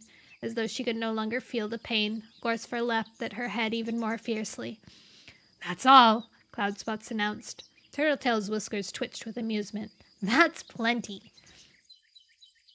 Windrunner curled around her kits. Thunder watched as they wriggled blindly towards her belly, mewling with frustration as they struggled to get close. He fought the urge to lean in and scoop them towards their mother. Windrunner seemed to know instinctively what to do and wriggled closer until they were pressed against her belly. One by one they sought her belly and latched on, purring as they began to gulp down her milk. Thunder backed away, blinking. He felt Turtletail's pelt press against his. "Isn't it wonderful?" she breathed. Thunder gazed at the kids. "It's the best thing I ever saw," he admitted. Turtletail purred with pleasure. "Toms will never know how it feels to bring kits into the world." "I don't think they want to," Thunder remembered Windrunner's agonized yowls. But watching her nursing her kits, it looked like it never happened. Gorsefur looked up at Turtletail. "Thanks for fetching the steak." "Thunder found it," she told him. "It was perfect. I was worried he'd bring a rotten—" Her voice trailed away as she pricked her ears. "Where are Sparrowfur and Owleye?" She stiffened. "And Pebbleheart?" "They'll still be playing in the long grass," Thunder told her. Aeneas prickled his pelt. Had he seen them there when he left camp to fetch the stick? He couldn't remember. I can't hear them," Panic edged Turtletail's mew. Uh-oh. Uh-oh! Thunder pricked her ears. Beyond the trailing branches, the only sound was the murmur of the moorcats. He darted past Windrunner and stuck his head out. "Do you believe in Skibidi?" "Tenchi, I don't know. I truly don't know. I need more reason to believe in Skibidi."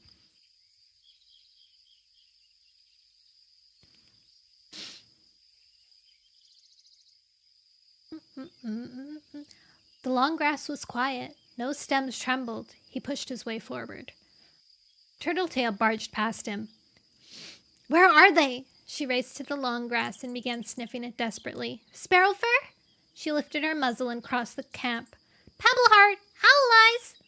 Lightning Tail bounded from the flat rock. Shattered Ice leaped to his paws beside the heather. "What's wrong?" Rainswept Flower hurried towards Turtletail. "Has anyone seen my kits?" Turtletail called. The cats exchanged glances. "Hi, Volcano!" Hawksoup padded forward. I saw them playing on the grass outside camp a while ago. "They were supposed to stay here!" Anger flared in Turtletail's mew. "They shouldn't be outside the hollow." She glared accusingly around the moorcats. "Why didn't anyone stop them?" Tall Shadow slid from beside the flat rock. "We didn't know you wanted them to stay inside," she meowed calmly. "But anything might have happened to them." She glanced at the sky. "Have you seen any buzzards?" "No," Tall Shadow soothed. "And there's no scent of foxes. I'm sure the kits are fine." Jagged Peak limped across the clearing. "They're probably just having fun." Turtletail stared at him hopefully. "Do you think so?" "I'll search for them on the moor," Jagged Peak offered. "I know where they're likely to play." "Good idea," Tall Shadow agreed. Thunder narrowed his eyes. Anxiety edged the black she-cat's mew. "What's going on?" Greywing's wheezing mew sounded from his nest. He was hauling himself to his paws. Tall Shadow looked at him. "Have you seen the kits?" "Windrunners?" Greywing looked confused. Has she had them?" "Yes." Turtletail began pacing, eyes glistening. "But my kits are missing." "Have you seen them?" Tall Shadow asked Greywing firmly. He shook his head, his paws slipping as he tried to climb out of his nest. "Let me look. I know I'll find them." Thunder bounded towards him. "Stay there." Greywing was not in a fit state to search the moor. He glanced at Jagged Peak. "Are you going to search for them or not?" he snapped. Jagged Peak flattened his ears. "I said I would." "Then go." Thunder nudged Greywing back into his nest as Jagged Peak headed out of camp. "I'll make sure he stays here." Turtletail blinked at him gratefully, then bounded after Jagged Peak. Shatterdice and Hawkswoop followed. I'll search the moor top, Shatterdice volunteered. I'll look by the gorge, Hawkswoop offered. Thunder watched them go, frustration tugging at his belly. Part of him wished he hadn't offered to watch over Greywing. He felt helplessly stuck in the hollow. Greywing moved beside him. He was struggling to climb out of the nest again.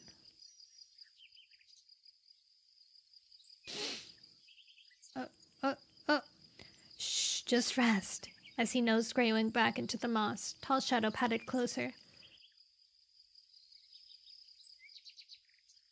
Sit on him if you have to. He must be fit by full moon. She stared sternly at Greywing. We're depending on you to make peace with Clear Sky that will last.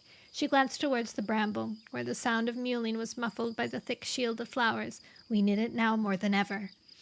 Greywing flopped down helplessly. I just hope I can find the right words. You only need to be reasonable, Tall Shadow growled. Clear Sky's no fool. Why choose bloodshed over peace? Thunder felt dread uncoil in his belly.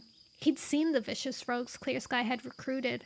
With them on his side, Clear Sky might settle to peace by driving the moorcats from their home forever. Should he warn them? As Thunder hesitated, Greywing drew in a shuddering breath. Let him rest. Now wasn't the time to burden anyone with more worry. He stared through the gap in the heather, straining to see the moor. Please let them find the kits. A frantic yowl sounded in the distance. Jagged Peak! Thunder raced for the moor.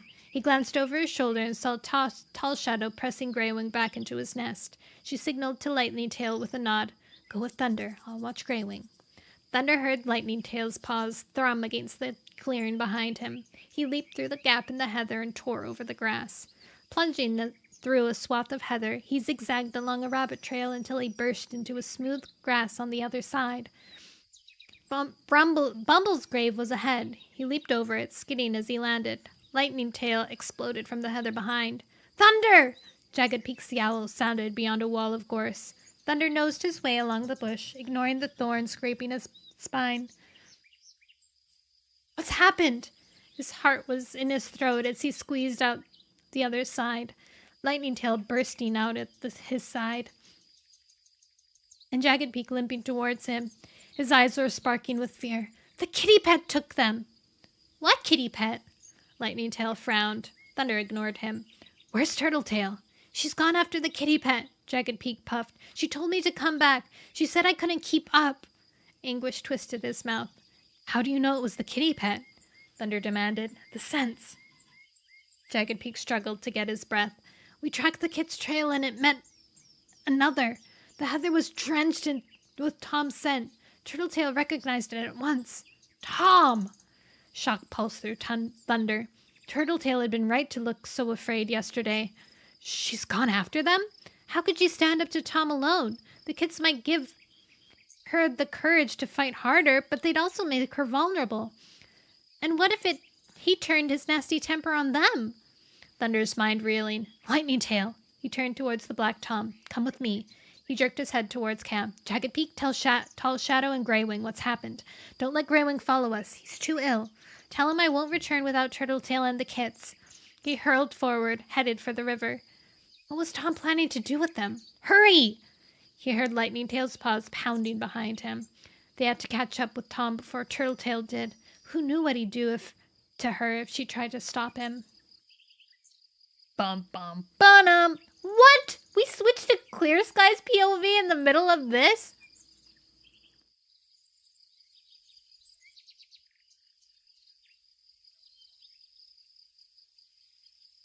Welcome back, Unplugged!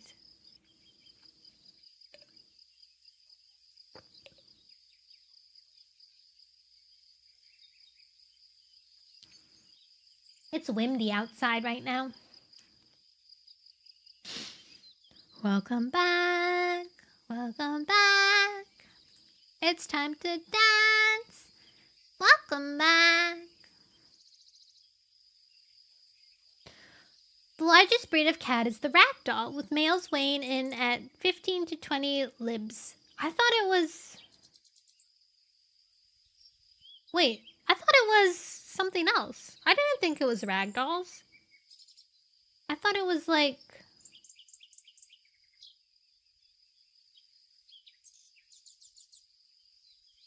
big cat breeds?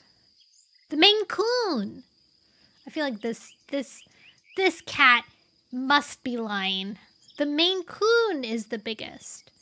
Maine Coon, Norwegian forest cat, and ragdoll. Ragamuffin? Oh, heck yeah.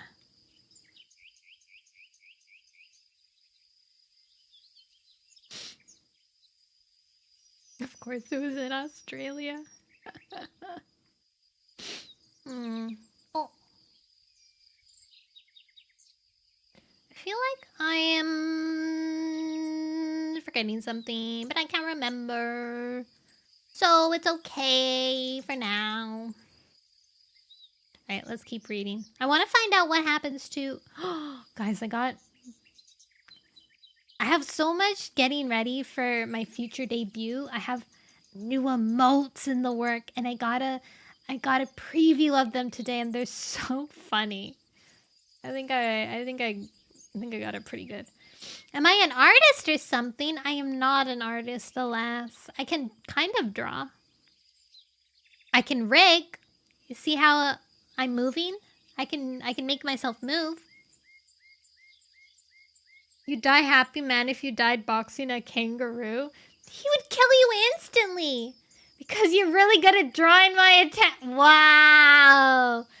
Wow. Oh my god, Senko, you really got me.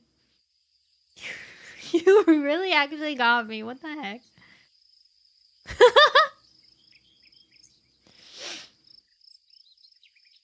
Okay. That's why it would be fun. It'd like punch you and you would go flying across like an entire clearing. Or what if it like kicked you? I think the fact that kangaroos can balance on their back tails and kick people is wild.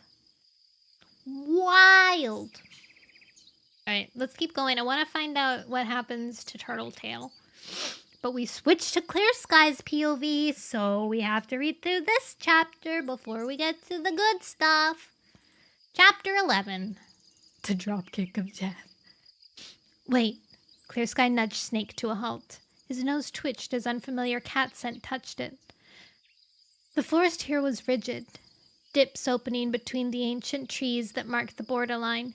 Beyond, marsh meadows lined the river. Oh my god. Wait. This is the kitty pet. Okay, wait, it is actually linked to what's going on. Okay, never mind. It's exciting. Follow me. Clear Sky crept up the slope towards the edge of the tree line and peered from the shade. Sunshine bathed the fields and he blinked. What is it? Snake asked as he caught up. Can't you smell? Snake opened his mouth to taste the air, but Clear Sky had already spotted the cat. A sleek, broad-shouldered Tom was weaving his way through the long grass beyond the border. 3 kits trotted in his wake. Clear Sky narrowed his eyes. The Tom's copper-colored pelt had the softness of a kitty pet, but the scrappy young kits looked wild. Why were they traveling together? Snake hissed beside him. Clear Sky glanced at the brown tabby rogue. His back was arching and bristling like a hedgehog. Take it easy, he soothed. They're not on our land. But if I give them a scratch or two, they won't even come near it again. Snake leaned forward, showing his teeth. Clear Sky nodded approvingly. This rogue's aggression would prove useful in the future, but not here. It's just a kitty pet and some kits, he reasoned. Why bother fighting? He beckoned Snake forward with a flick of his tail. Words can be just as powerful. He patted from the trees and pushed through the grass. The hot morning sun glared down, searing his pelt. Pelt prickling with satisfaction, he stepped into the path of the kitty pet and faced him, ears flat. What are you doing here? He snarled. The kitty pet stopped. Behind him, the kits clustered together, eyes wide. Tiny growls trembled in their throats as they pressed against his bulging flank. He glanced around as though searching for an escape route. Don't bother running. Clear Sky glanced at Snake as he slid from the grass. You're too fat to outpace us. The kitty pet shifted his paws. My name's Tom. Are we on your territory? His mew was smooth. I didn't realize. Please accept my apologies. We'll leave at once if you kindly show us the way. He blinked at Clear Sky innocently. Clear Sky snorted. Would you like me to fetch you food, too? Kitty pets were all the same. They'd beg anyone for anything rather than fend for themselves. Of course not. Tom dipped his head courteously. I have not come this way for any reason but that it is the way home. I certainly wouldn't want to challenge any cat. He paused to let a purr rumble in his throat. Any cat is as impressive as you. Oh my god, he's flirting!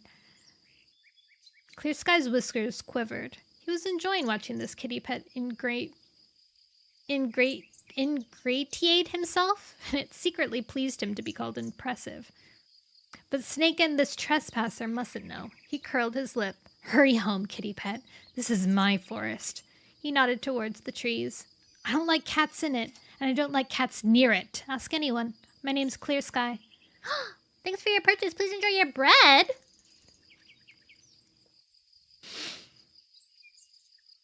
Tom's gaze strayed towards the trees. Of course, he purred. I realize I'm trespassing near your land. Please forgive me, but I am only escorting my kits back to my housefolk. Snake leaned close. Clear Sky screwed up his face as the rogue's stinking breath washed his nose. Those aren't his kits, Snake hissed. Look at them. They're muscle and bone, like wild kits. I know that. Clear Sky nudged Snake sharply backwards, his eyes fixed on the kitty pet. They don't look like your kits. They're not fat. Tom's face hardened and malice glinted in his gaze. Clear Sky stiffened with surprise. He stepped closer, hackles rising. Whose kitty pets are they? Mine. Tom met his gaze squarely. They were taken from me. I'm returning them to their proper home with my housefolk. Clear Sky blinked, curiosity tugging in his belly. He ignored it. This was not his problem. If this kitty pet wanted to steal wild kits, let him, so long as he didn't steal from the forest cats. Besides, the kits huddling at Tom's side weren't complaining. The tabby Tom kit's gaze caught his eye. It was strangely blank, as though he was observing, unimpressed. Go away! Clear Sky stepped out of the path and jerked his head towards the two-leg place. That must be Pebbleheart, who stared at him. And stay away. Tacos and cookies obtained! Welcome back. This is actual bread. Of all the things I've gotten, this is the most mundane. How many kittens have died? 0. But 4 kittens were born. So, nice.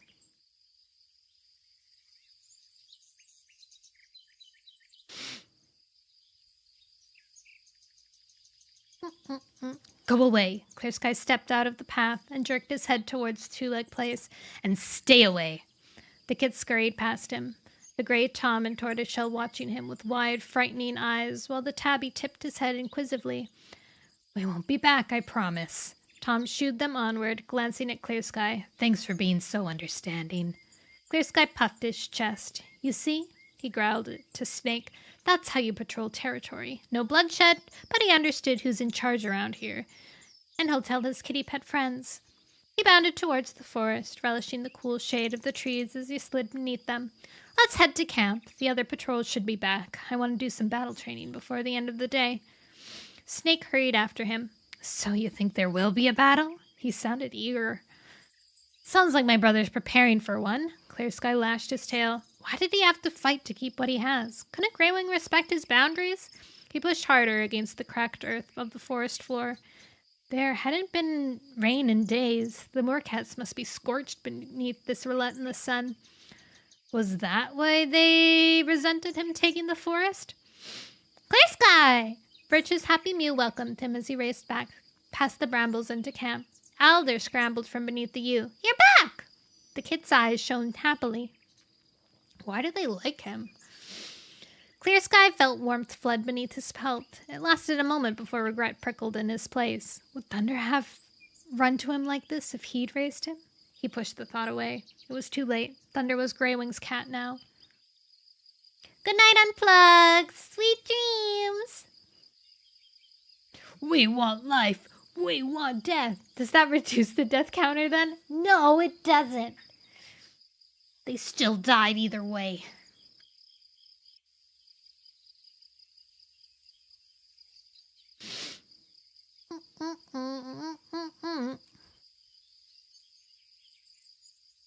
Can we train?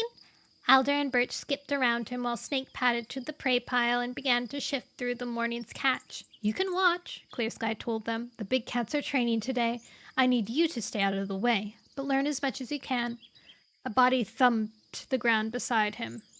Clear Sky spun around. Dew lay in the dirt, Thorn rearing over her, claws stretched. The skinny Tom pulled back his lips and lunged.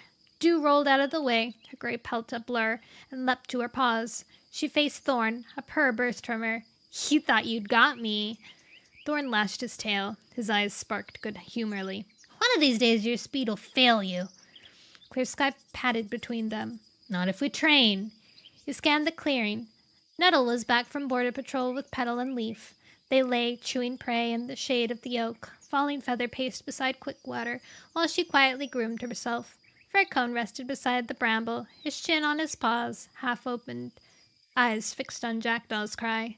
The moor cat had hardly moved from the nest he'd built beside the holly bush.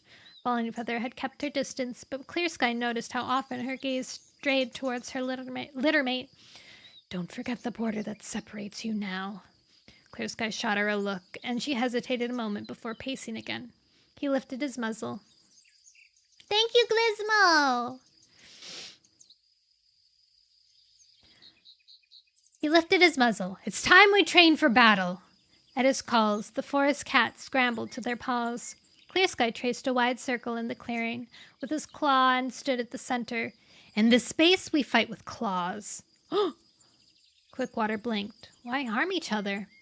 We can't risk injuries. Leaf stepped forward. We need to be fit and healthy in case there's a battle. Clear Sky met his gaze, unblinking. We have to know what it's like to fight for our lives, he growled. If we only train to play fight, we'll face battle no stronger than kits. Snake nodded. Thorn padded to join them. Their eyes lit.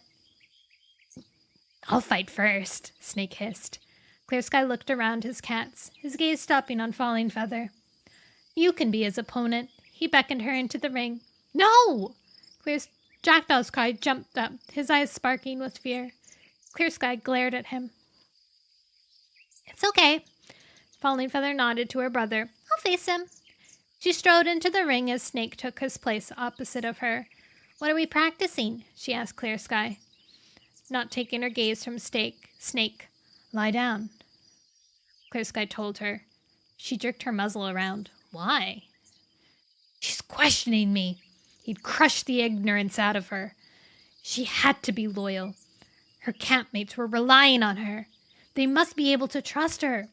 Lie on your back, he ordered. Fear glittered in her gaze. Satisfaction rippled through his pelt. Nyan Nyan Carnival! Oh my god, that is me. I am Nyan Nyan Carnival. Hi, Kamikaze. Welcome. Quickwater padded to the edge of the ring. Clear Sky, what are you doing? She'll be helpless on her back. Snake will hurt her. If you fall in battle, you're going to need to know how to get back on your paws, Clear Sky told the she-cat. He looked back at Falling Feather. Are you going to lie on your back, or does Snake have to put you there himself? Falling Feather gave a low hiss and settled on her side. Watching Snake warily, she wriggled onto her spine. Clear Sky turned, addressing the watching cats. When Snake attacks, Falling Feather must get her hind claws under his chin. He's bigger than she is, but if she uses her weight properly, she should be able to push him off. He nodded at Snake. Ready? Snake unsheathed his claws. Ready. He circled Falling Feather slowly, pacing around her with deliberate steps. Falling Feather watched him, switching her head back and forth as he moved from one side to the other. Clear Sky could see her trembling. Fear would make her fight harder. A low growl sounded in Jackdaw's cry throat. Clear Sky shot him a look. You are here as our guest, he growled. Keep quiet. With a snarl, Snake lunged for Falling Feather's throat. He moved fast. Falling Feather yowled as he sunk his claws into her neck. With a strangled cry, she writhed beneath him. Grunting, she heaved up her hindquarters, rolling her weight back onto her shoulders. Snake's hind paws slipped as she shifted beneath him, and she tucked in her hind legs, drawing them up and hooking her claws beneath Snake's chin. With a snarl, she thrust him up and backwards, sending him flying out of the ring. She leapt to her paws and dived after him, teeth bared. "Stop!" Clear Sky ordered sharply. She froze and turned. He nodded to the line he'd drawn in the earth. Her paws were outside it. No teeth or claws beyond the ring, he reminded her. Blood stained her neck fur. "But he hurt me." "And you fought like a fox to defend yourself." Pride pressed in Clear Sky's chest. "You'll remember the lesson in battle. Your enemies will meet you only once in combat. The next time they'll run when you see you." He nodded to Leaf and Thorn towards the ring. "Your turn now," he growled. "Don't forget, use your claws." By the time each cat had trained in the ring, the earth was splattered with blood, and clumps of fur drifted across the clearing. "Clear Sky, are you training?" Clear Sky nodded approvingly to his cats. "Well done." Quickwater rubbed a cut on her muzzle with her paw. Leaf lapped at a wound on his flank. Yet their eyes shone. Every one of the forest cats moved with pride. They had proven themselves to each other that, even when they seemed beaten, they could fight off any enemy, no matter how dangerous. Clear Sky padded to the prey pile. "You must all be hungry." He plucked a thrush from the top and tossed it to Thorn, then hurled a mouse to Petal. One by one he threw food to his cats, and they took it. Nodding gratefully, they settled down to eat. "What about me?" Jackdaw's cry climbed from his nest. Clear Sky narrowed his eyes.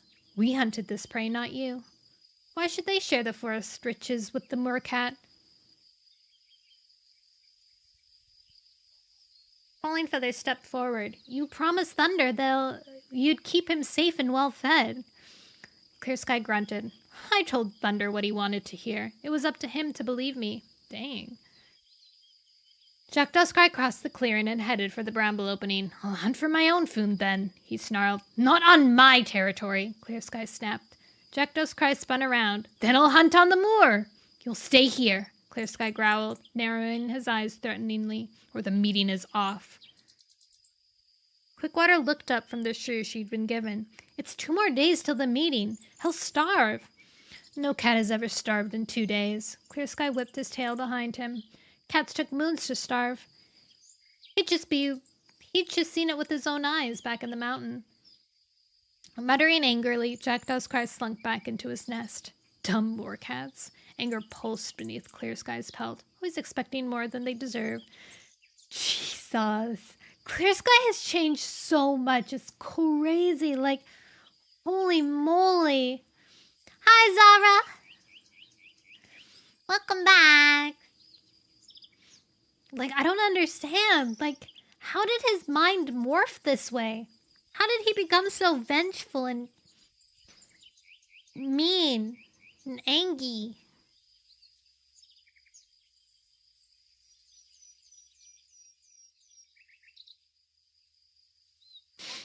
He stalked from the camp, furious that Jackdaw's cry had sullied the pleasure he'd felt from the training session.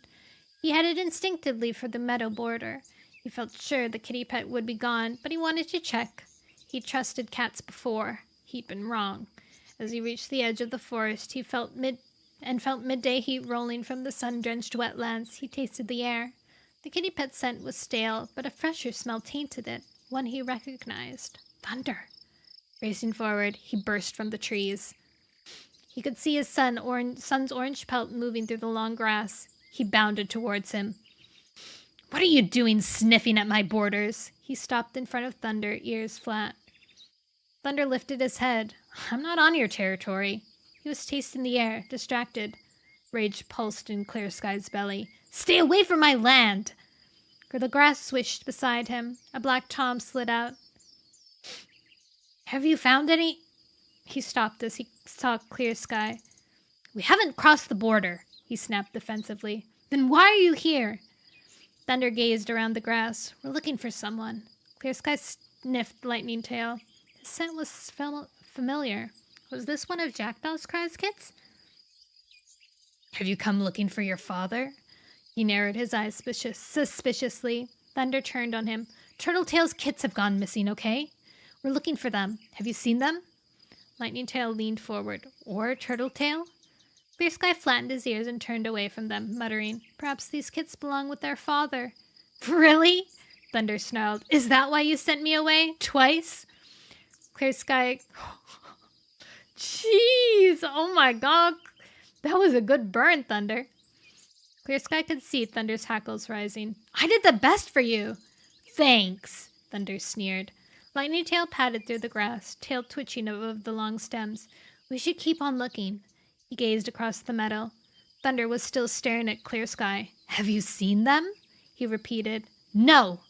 Why should I help you and your dumb friends?" If Turtletail had lost her kits, it served her right. He thought of Alder and Birch waiting in the hollow, and how they'd run to him, eyes shining, when he'd arrived back at camp. They'd never wander off with a strange cat. They wanted to be with him. Thunder had only wanted to be with Greywing. That was clear now. "Stay off my land!" He lashed his tail.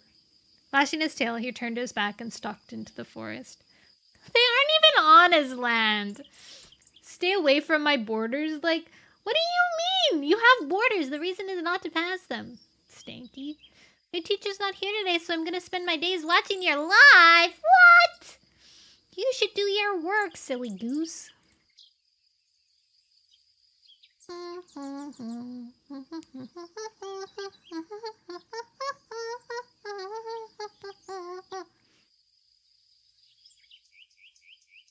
Oh. Whoa, whoa, whoa. Chapter 12. Okay, I think that we're gonna get a... Oh. There's a sound outside. I think we're gonna get, I want to read up until we get to find out what happened to, the kits. Until either they're home or someone dies. Chapter 12. Had Clear Sky really not seen the kits? Thunder thought as he recognized something shifty in his father's gaze. But perhaps it was an ease at meeting Lightning Tail. After all, he was holding Jackdaw's cry hostage. Either way, Thunder knew that Clear Sky would not help, and he wasn't going to waste his breath asking. "That's true. Why isn't your teacher there? Are they sick? Or are they late? Or are they just gone?" A maple sprouted, tall and solitary in the middle of the meadow. "Let's try over there for sense." Lightning Tail headed towards it. The kits might have rested in the shade. Thunder followed his Lightning Tail wove through the grass. The stems grew thicker, the soil beneath his paws turning to marsh so that he was splashing through shallow water by the time they reached the maple. He was relieved that the ground rose above its roots so that it formed an island in the wide, wet meadow. He shook the water from his paws. Any sign? Lightning Tail was sniffing the base of the tree. "Cat scent!" He whisked his tail excitingly. Thunder darted forward to sniff the bark. Disappointment dropped like a stone in his belly. It's a rogue she-cat, not a kitty pet or a moor cat. "Maybe the rogue saw them?" Lightning Tail suggested hopefully. "If we can find her, we can ask her." Thunder stretched up to his hind legs and scanned the meadow. There was no sign of another cat, even though the scent around this tree was fresh. He sighed heavily and dropped on all fours. Too late. She's not around here anymore. "Are you sure?" A mew sounded above their heads. Thunder jerked back his muzzle and stared up into the fluttering leaves. An orange face peered back. A tabby she-cat was crouched on a branch. "I've been watching you sniffing your way around the meadow for ages," she mocked gently. "You didn't even know I was here. I'm surprised you can find your own tails in the morning." "Have you seen 3 kits?" Thunder was too worried to respond to her teasing. "They were probably with a kitty pet, a tom." The she-cat scrambled down the trunk and landed lightly beside them.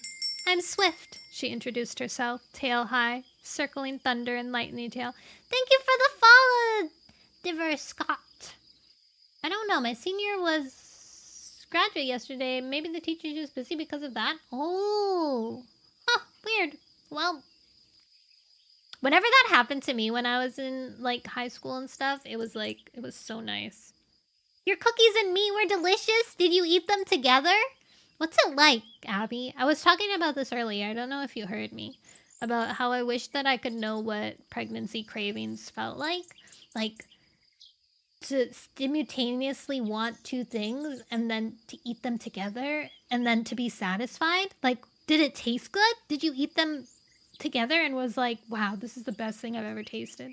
Was it like that?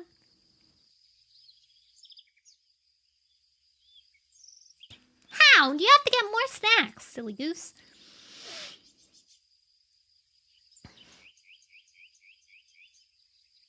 I ate the taco and immediately after the cookies. So it was more like a dessert. Surprisingly, it tasted very good. I always wondered if, like, it would heighten your taste so it was even better. Like, it tasted better than what you remember it tasting. If I held myself with enough hormones, but wouldn't it have to be like mother hormones? Mom hormones? Pre-mom hormones?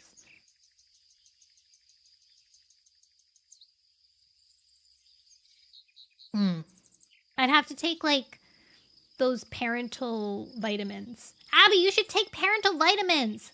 Are you going to like a doctor that tells you what to do? I feel like it's so complicated to do. Anyways, where was I?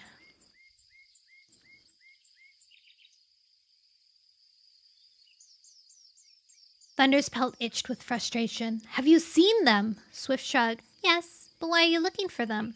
They've been stolen, Lightning Tail explained. Swift blinked. They didn't look stolen. They were following the Tom quite happily. I thought he must be their father. He is, Thunder snapped. So what's the problem? Swift blinked at him. Thunder clawed the earth. He's a cruel kitty pet who hurt their mother and has taken them without her permission. Well, where is their mother? Swift stopped circling. Shouldn't she be looking for them?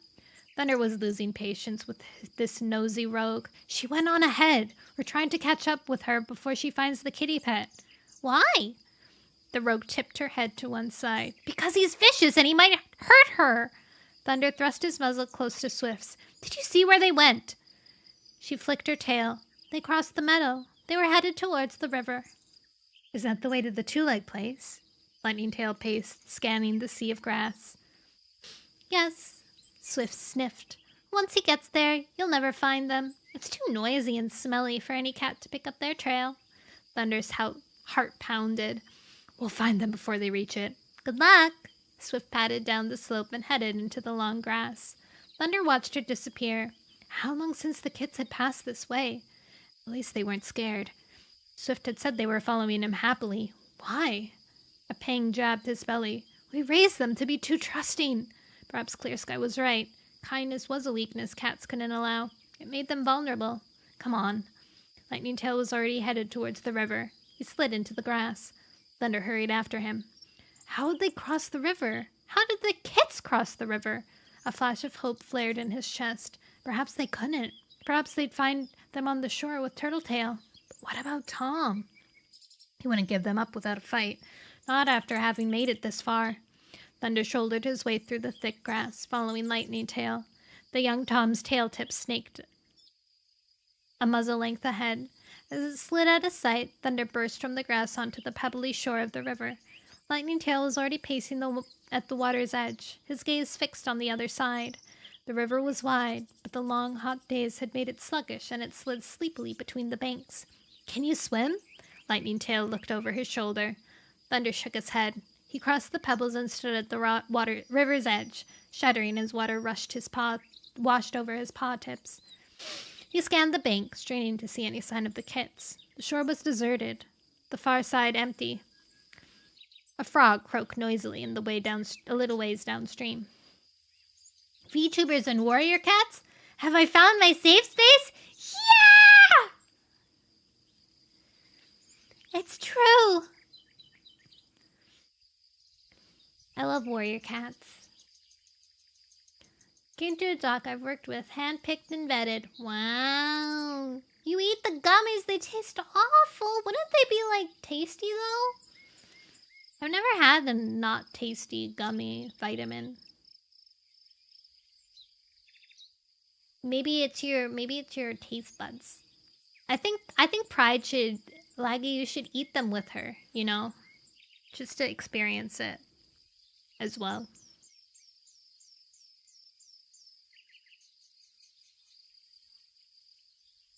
feel like that was a House episode.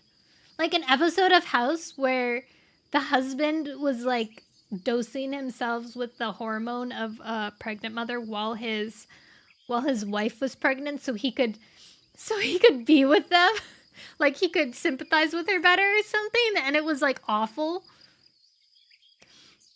for the wife because he wasn't doing anything to help. Nono, what's your favorite song? Oh, that's really tough. I don't think I have a favorite song. I don't even have a song that I'm repeating. Like, I have on repeat right now.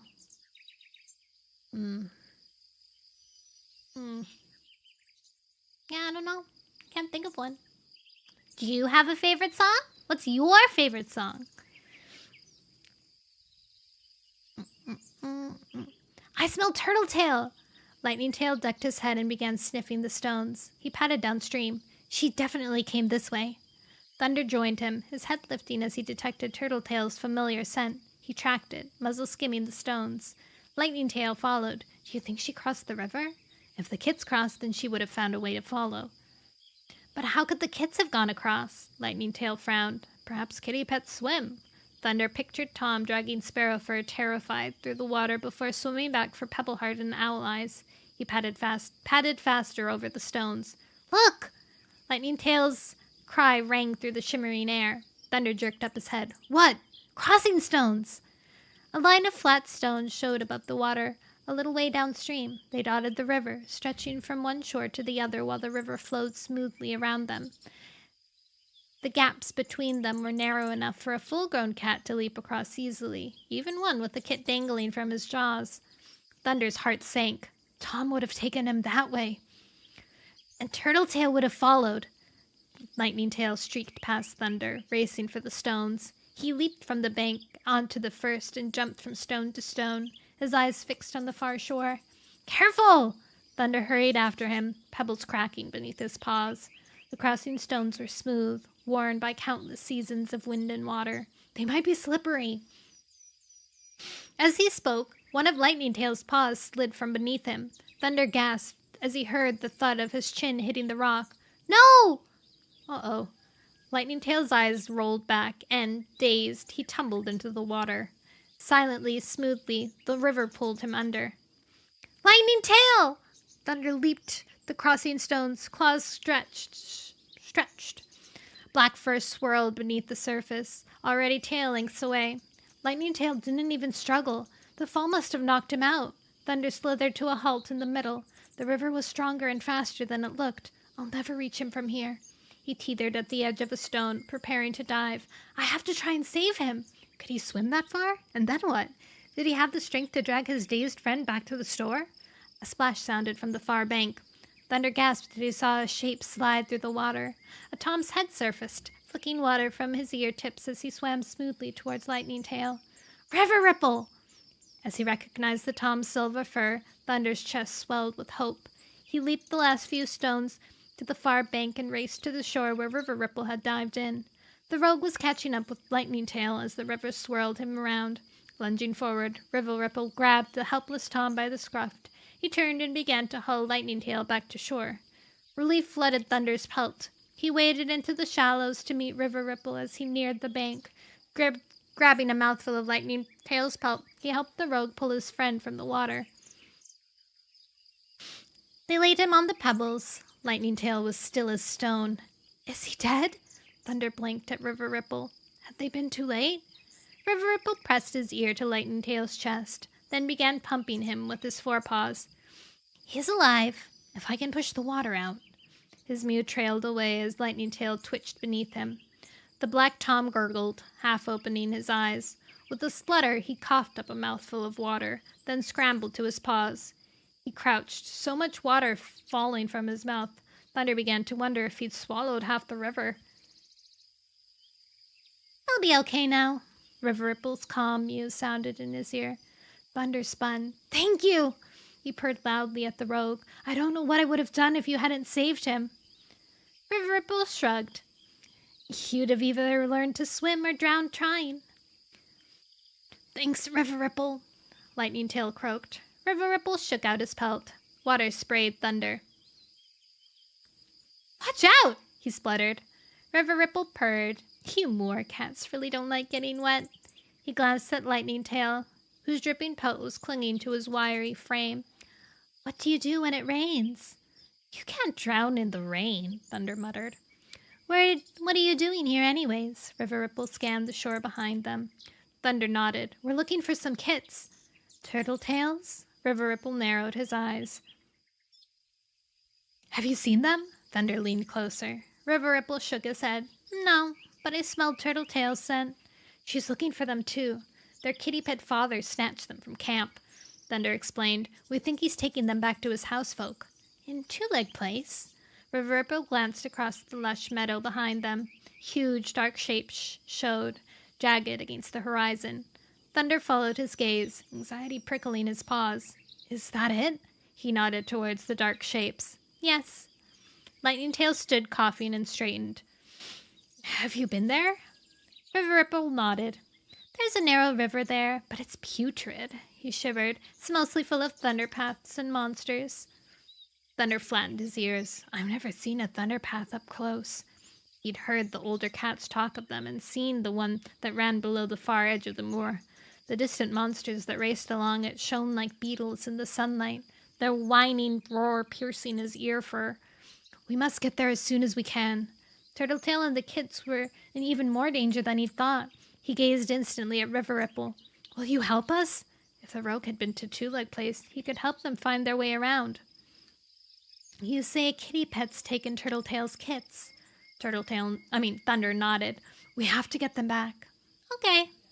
River Ripple glanced at Lightning Tail, who was still dripping. Shake out your pelt and we can leave. Thunder backed away, but not quickly enough to avoid another soaking as Lightning Tail obeyed River Ripple. The rogue snorted with amusement as Thunder screwed up his face and shook water from his whiskers, then headed onto the grass. The lush grass of the meadow thinned as dark shapes of Two-Leg Place loomed ahead. Oh, hi! That's the reading live! Yeah, I'm reading live. I'm live and I'm reading. You have 110 favorite songs? I like how you have a very specific amount of favorite songs. You can English? Bye! Bye, Darknya! Thanks for dropping by.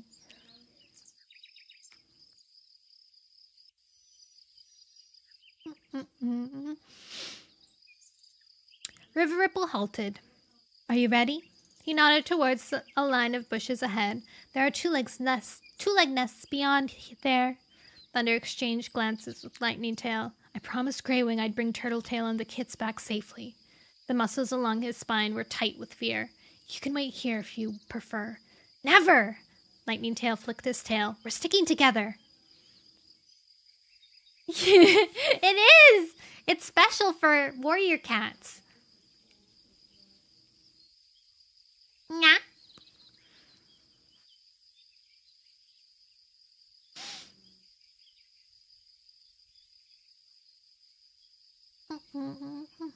Thunder nodded to River Ripple. I'll understand if you want to turn back. I'm coming, River Ripple told him firmly. If you've never seen a thunder path up close before, you'll need my help.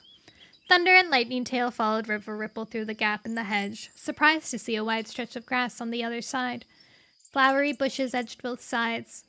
Where were the monsters and thunder paths? He glanced questioningly at River Ripple. Follow me. The rogue scurried over the grass, keeping close to the bushes. A huge stone shape loomed at the end of the grass. It seemed to be staring at Thunder through 4 square, shiny eyes. Is it safe here? He shrank beneath his pelt. Don't worry, River Ripple called over his shoulder. It's just a 2-leg nest. Hurry up.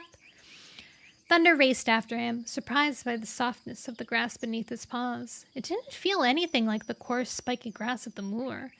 River Ripple was headed for a narrow gorge that ran between this nest and the next. As shadows swallowed him, Thunder quickened his pace. Are you okay? He whispered to Lightning Tail. I'm fine, Lightning Tail answered. I just hope we find Turtletail and the kits quickly. Doubt nagged in Thunder's belly. Do you really think that they came this way? I haven't caught their scents yet, Lightning Tail answered as he followed River Ripple into the gorge. Thunder opened his mouth. Acrid fumes filled it. How could he smell the kiss through such stench? River Ripple stopped at the end of the gorge and peered out into the sunshine. Thunder stopped beside him. Where are we going? River Ripple shrugged.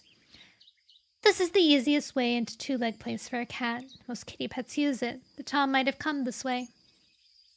Turtletail had probably followed, Thundertail murmured. Let's hope so. Thunder muttered darkly. He followed River Ripple's gaze, screwing his eyes up against the fierce sunshine. His heart lurched as he spotted a huge, shiny shape on the flat ground ahead of them. Is that a monster? He gulped. Bigger than any stone on the moor. It sat silently on 4 huge black paws. Don't worry, River Ripple breathed. It's asleep. He darted forward and crouched beside one of its stinky, round paws. Thunder scurried after him, Lightning Tail at its heels. Where now? River Ripple nodded past the monster. More monsters crouched in front of two-leg nests, stretching either side of the thunder path. We need to check all the nests along the thunder path, he murmured. Lightning Tail stared. All of them? Thunder blinked. There were too many to count. What if they're not here? There are plenty more places like this that we can search, River Ripple told him. Thunder's heart sank. I promised Growing I'd find them, but it looks like we could be searching all night. He straightened, tasting the air. A loud slam sounded from the monster. What's that? He stared in terror at River Ripple. The rogue's gaze flicked up. Above them, a two-leg was sitting inside the monster. Run! River Ripple hurled forward. Get out of here! The monster roared into life. It shuddered against Thunder's flank. Blind with panic, he darted after River Ripple. Lightning Tail's pelt flashed beside him as the monster leaped forward with a deafening growl. As it turned, squealing, its huge black paws yanked a piece of fur from Thunder's tail. He swerved sideways, racing over the hard stone ground, then turned, skidding to a halt. Lightning Tail! The young Tom slammed into his flanks and sent them rolling over the ground. A few tail lengths away, the monster leaped onto the thunder path. Leaped onto the thunder path. It just rolled there and harried away, spouting hot, choking air. Thunder watched it disappear, his breath coming in gasps. It nearly killed us! He panted. Lightning Tail cowered against him, his body trembling. River Ripple crept shakily from a bush that sprouted in front of the two-leg nest. Perhaps we should stay away from monsters. Do you think so? Thunder asked sarcastically. He glanced over his shoulder at the monster outside the next nest and the next. A roar sounded from the thunder path as another hurled past. There were more monsters here than two legs, but I don't think it's going to be very easy. Thunder? Lightning Tail trembled. Trembling whisper sounded in his ear. What? Frazzled, Thunder turned to face his friend.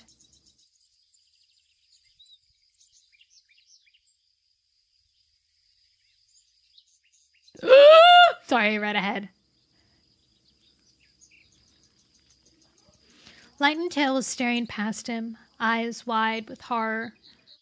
Thunder followed his gaze. A white shape, splotched with orange and black, lay like abandoned prey at the side of the thunder path. Dread hollowed Thunder's belly as he recognized the battered tortoiseshell pelt.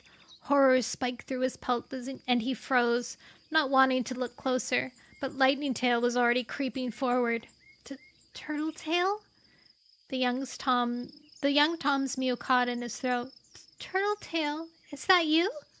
Thunder stiffened as the scent of death touched his nose. Turtletail! He hardly heard Lightning Tail's cry as, numb with grief, he stumbled towards the lifeless body.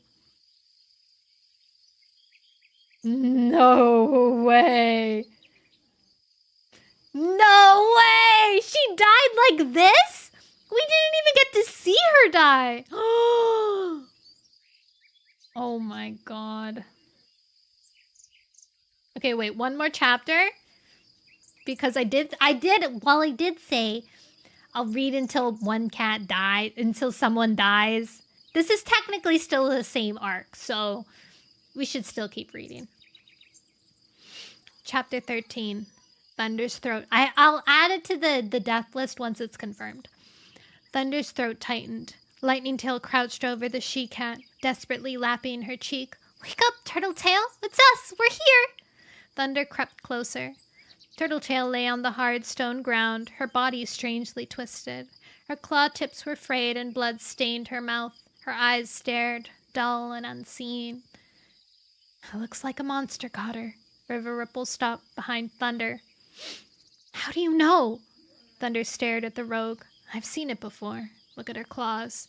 She'd have unsheathed them when the monster hit her, then shredded them as she skidded across the stone. River Ripple gazed sadly at Turtletail's body. Come on, Turtletail! Lightning Tail shook her with his forepaw. He glanced over his shoulder at Thunder. We have to warm her up! Quickly! Thunder crouched beside him. There was little heat left in Turtletail's body. He could see that there was nothing to do. She's dead, Lightning Tail. He felt distant, numb with shock, his words sounding in his ears like someone else's. Jesus! That's rough. My God. This is gonna change so much. Crazy. Okay. I have to gather myself.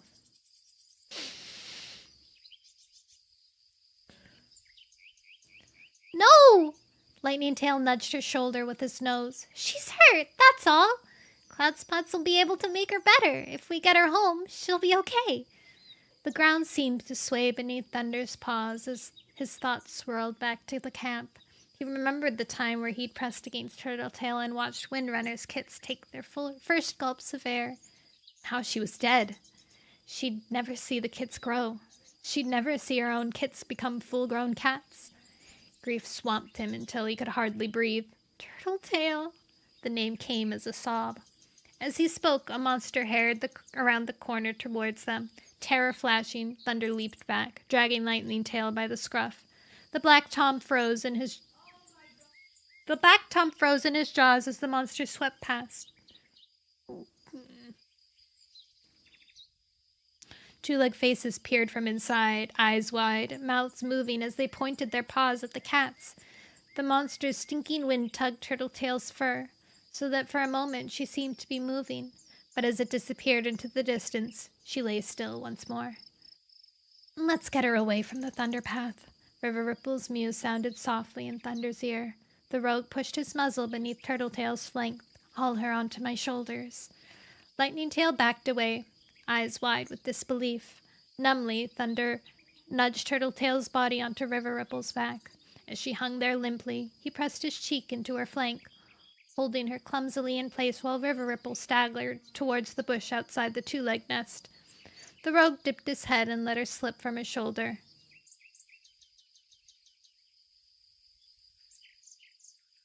She slumped onto the earth beside the bright pink flowers. Lightning Tail stared bleakly at her body. She's not going to wake up, is she? Thunder pressed his muzzle to Lightning Tail's cheek. Pain sheared his heart so ferociously he could hardly breathe. They had known Turtletail since they were tiny kits, just a few moons old, and now she was dead. No, he whispered. Help me push her out of sight, River Ripple murmured. No! Panic lit Lightning Tail's gaze. You can't just hide her. She deserves more than that. Thunder met the Tom's gaze, his eyes prickling. We can't bury her here and it's too far to carry her home. And if we bring the kits back this way, they mustn't see her. He shoved his nose under Turtletail's shoulder and rolled her. She flopped heavily beneath the bush, her paws brushing up the branches. As they quivered, petals showered over Thunder's pelt. He shook them off, his heart aching. How would he ever explain this to Greywing? Hi, Juno! Welcome! I love this series too. Someone just died.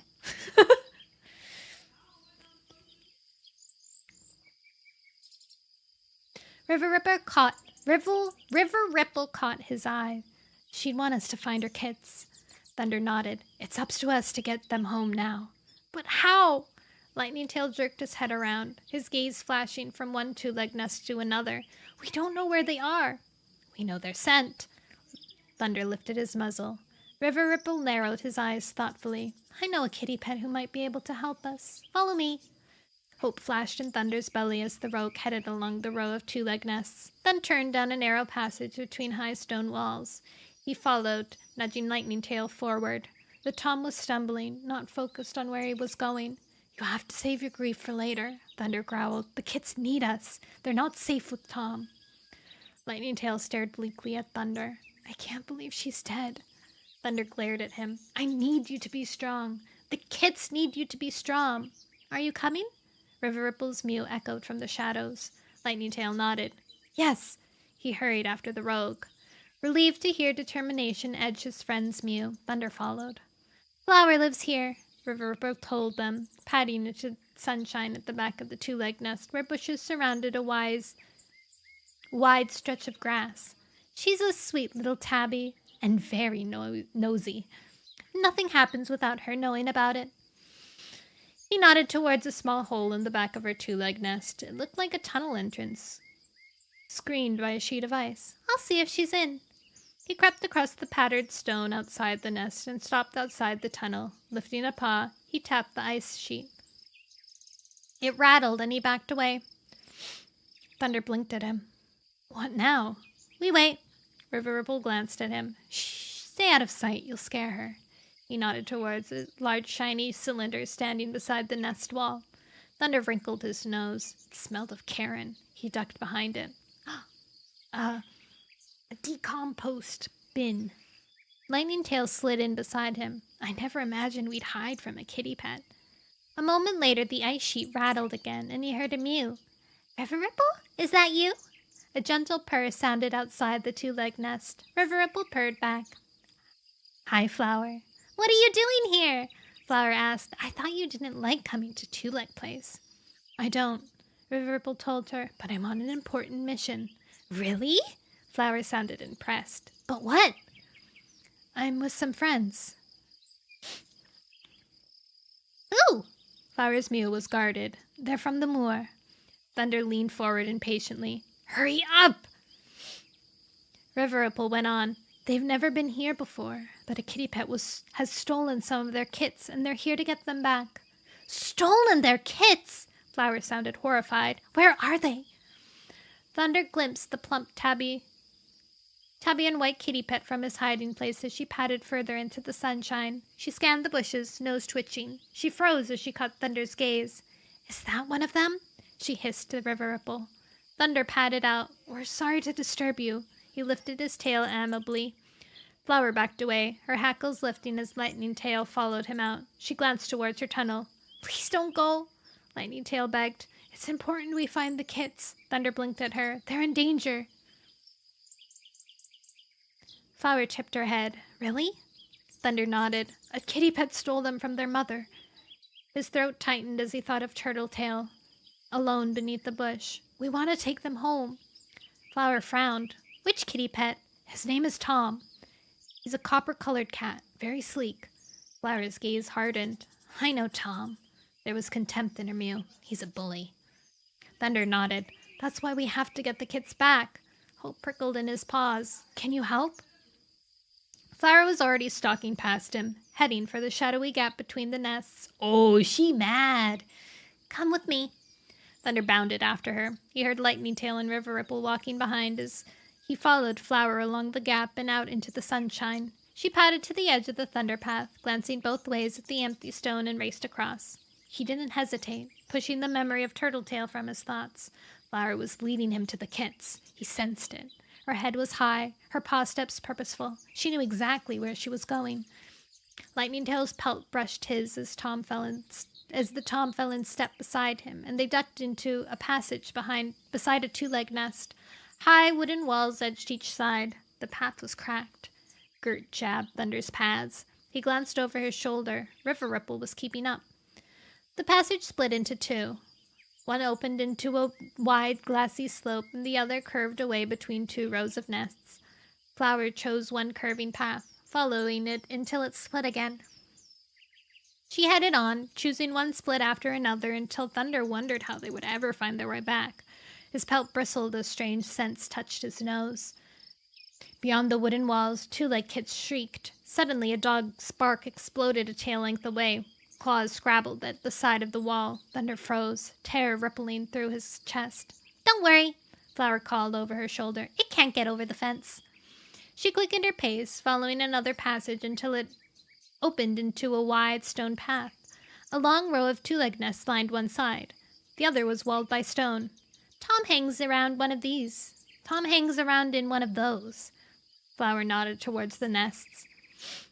With his two-leg? Thunder frowned. Isn't it too small?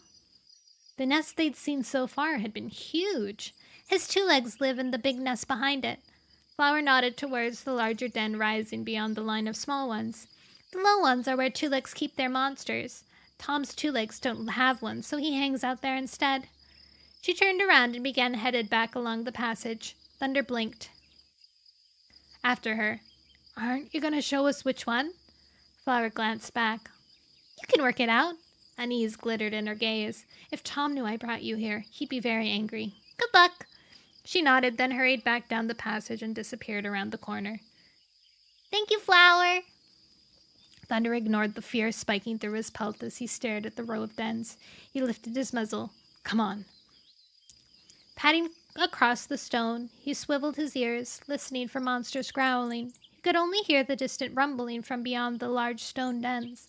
Lightning Tail fell in beside him. River Ripple flanked his other side. Thunder opened his mouth. He tried to ignore the sour two-leg fumes coating his tongue, searching for a hint of Tom scent. Lightning Tail froze beside him. I smell something! What? Thunder halted. Lightning Tail's tongue showed pink. Lightning Tail's tongue showed pink below his nose. Kit scent! He quickened his pace. Wait! Thunder hurried to keep up. Those are monster dens! What if one leaped out without warning? River Ripple caught up. Don't worry, you'll hear them if they're awake. Lightning Tail headed past. You'll hear them if they're awake, not Teslas! You can't hear Teslas! Lightning Tail headed past the first monster den, picking up speed as he reached the next. He broke into a run. Thunder bounded after, River Ripple at his heels. He opened his mouth. Tom's scent drenched his tongue. Here! Lightning Tail pulled up sharply. Thunder and River Ripple scrambled to a halt at his heels. Ahead of him, an open dawn yawned onto the wide stone path. Lightning Tail crouched beside it and peered in. Do you see him? Thunder crept forward. Lightning Tail stretched until it was peering through the wide opening. Yes. Thunder's heart raced. A kit's mew echoed from inside. I'm hungry! Owl eyes! Thunder sucked back a gasp. Tesla! Me too. Sparrowfur joined in. Are you going hunting soon? Thunder slid past Lightning Tail and stared inside. Sunlight spilled in through the wide square entrance, glinting off the clutter that crowded the den. Strong scents wafted out. Tom was pacing around the kits near the back wall. We don't have to hunt, he told them. Food will come soon. Don't we have to catch it? Sparrowfur asked. How soon? Owl Eyes mewed. We can't stay here long. Pebbleheart's eyes were round. Turtletail will be worried. She knows you're with me, Tom told him sharply. Liar! Thunder's blood burned beneath his pelt. Tom went on. Besides, you don't want to go home. This is exciting, isn't it? I don't like it here. Owl's eyes were staring at the clutter, his nose wrinkling. Tom froze. His ears swiveled towards the corner of the black wall. He'd clearly heard something. Thunder strained to listen. Heavy paw steps were approaching the den. Tom lifted his head. Why don't you three hide and see how long it takes for me to find you? Sparrowfur began running for the entrance. You'll never find me! Thunder stiffened. Let's snatch the kits, he hissed to Lightning Tail and River Ripple. I'll grab Sparrowfur. You get the others. Sparrowfur was hurling closer. He hunkered down, heart racing. Sparrowfur! Sparrowfur, stop! Tom's yowl was edged with panic. Stay in the den! Sparrowfur skidded to a halt. Fog's done! Thunder pressed River Ripple and Lightning Tail back. Wait. Why can't I go out? Sparrowfur turned, blinking at Tom. Because I said so! Tom's glance flitted nervously towards the back of the den, where the paw steps were growing louder. Just hide inside the den, quickly! Pebbleheart scampered behind the pile of clutter. Owl Eyes squeezed under a massive stained pelt that lay crumpled on the ground. Sparrowfur gazed quickly around before sliding behind a tall slice of wood. As her tail flicked out of view, an opening appeared in the back of the den. A two-leg appeared, framed by daylight, which streamed in behind him. Tom looked up. "Hi," he meowed. The two-leg meowed back, then mumbled as it crossed the den and started stroking Tom. Tom lifted his tail and purred loudly. "Yuck!" Lightning Tail shuddered beside Thunder. Ripple squeezed in beside him, peering around the entrance. Why is he hiding the kits from his two legs? He obviously doesn't want it to know that he has them. Thunder narrowed his eyes. Why take them if he had to keep them a secret? Had he just done it to torture Turtletail? Rage churned his belly. His act had killed her! Tom was weaving around the two-leg as it bent to pour rattling berries into a small hollow stone at the end of the den. "Is that food?" Lightning Tail asked, his nose twitching. "Yes." Ripple curled his lip.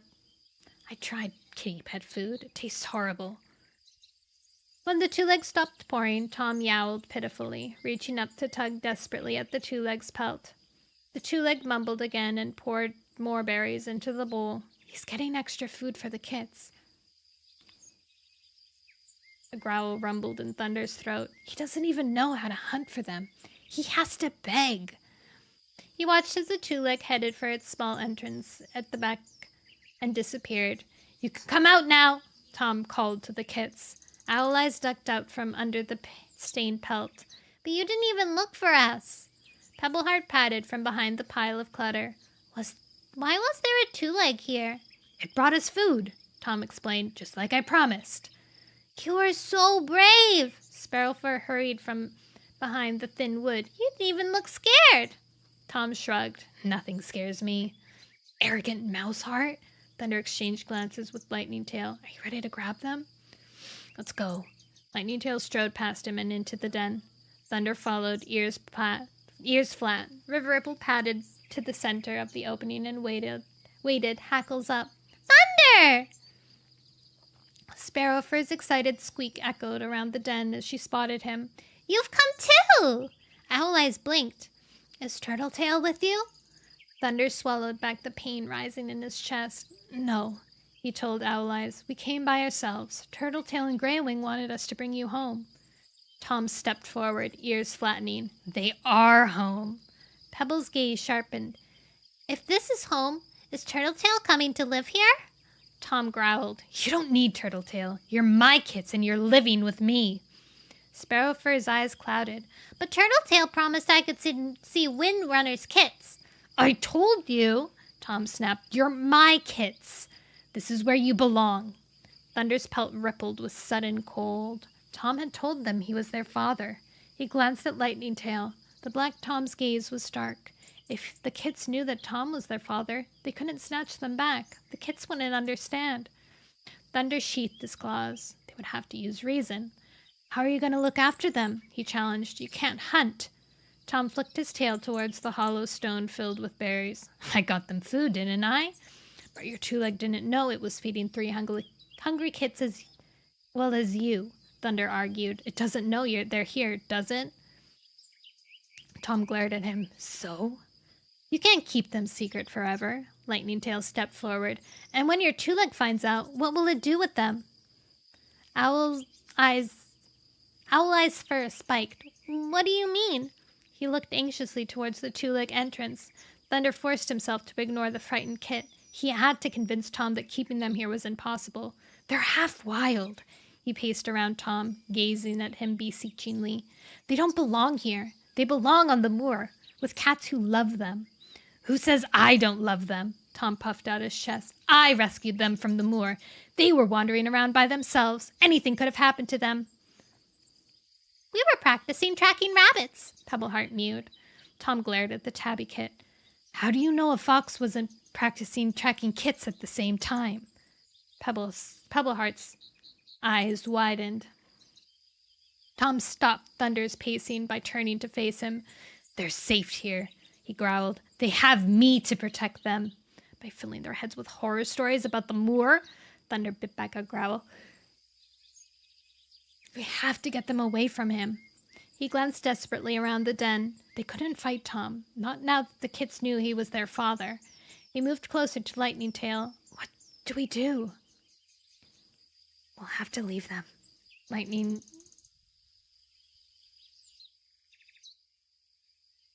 We'll have to leave them. Lightning Tail meowed calmly. Thunder stared at him. But... Lightning Tail nudged him towards the den entrance. We can't!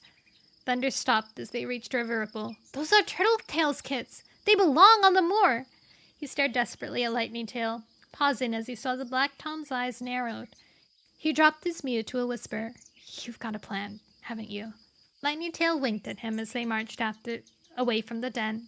Hope fizzing in his paws. Thunder hurried after.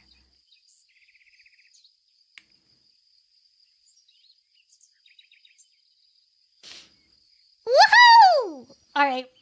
I think that's good. We found the kits. The next chapter is in Greywing's POV, so it's not even the main... The kit plot. Dang, Greywing's gonna have to go to the meeting being depressed. And Clear Sky's gonna have been like... Dang, if Clear Sky... When Greywing finds out that Clear Sky saw Tom with the kits and didn't stop them, he's gonna be so mad. He's gonna start a fight. He's gonna start it. Oh my god. Oh my god. Okay. Everything is excellent. Everything is excellent. I think my dinner is here. I have to also open up my package I got. Lambriel is streaming Minecraft. So I'm going to send him off. Perfect timing. Just about to go to sleep. Dinner! Catty. As I said that, as I opened up Lambriel's stream, I saw that you were saying good night. I wonder if he's playing in a server or something. Maybe I can steal him. I mean, steal the server. Good night, everyone. I'll see you tomorrow with, I have a collab with Chio tomorrow. So we're gonna solve some more mysteries. Wow, double mysteries. Triple mysteries, even. Ooh. Alright, I'll see you guys! I love you. I'll see you tomorrow with Chio! Bye! Why is he walking so fast? Holy moly. Oh, anyways. Oh, I was gonna stop streaming before raiding. Okay, bye-bye! Good night! See you! See you tomorrow! And then see you whenever again.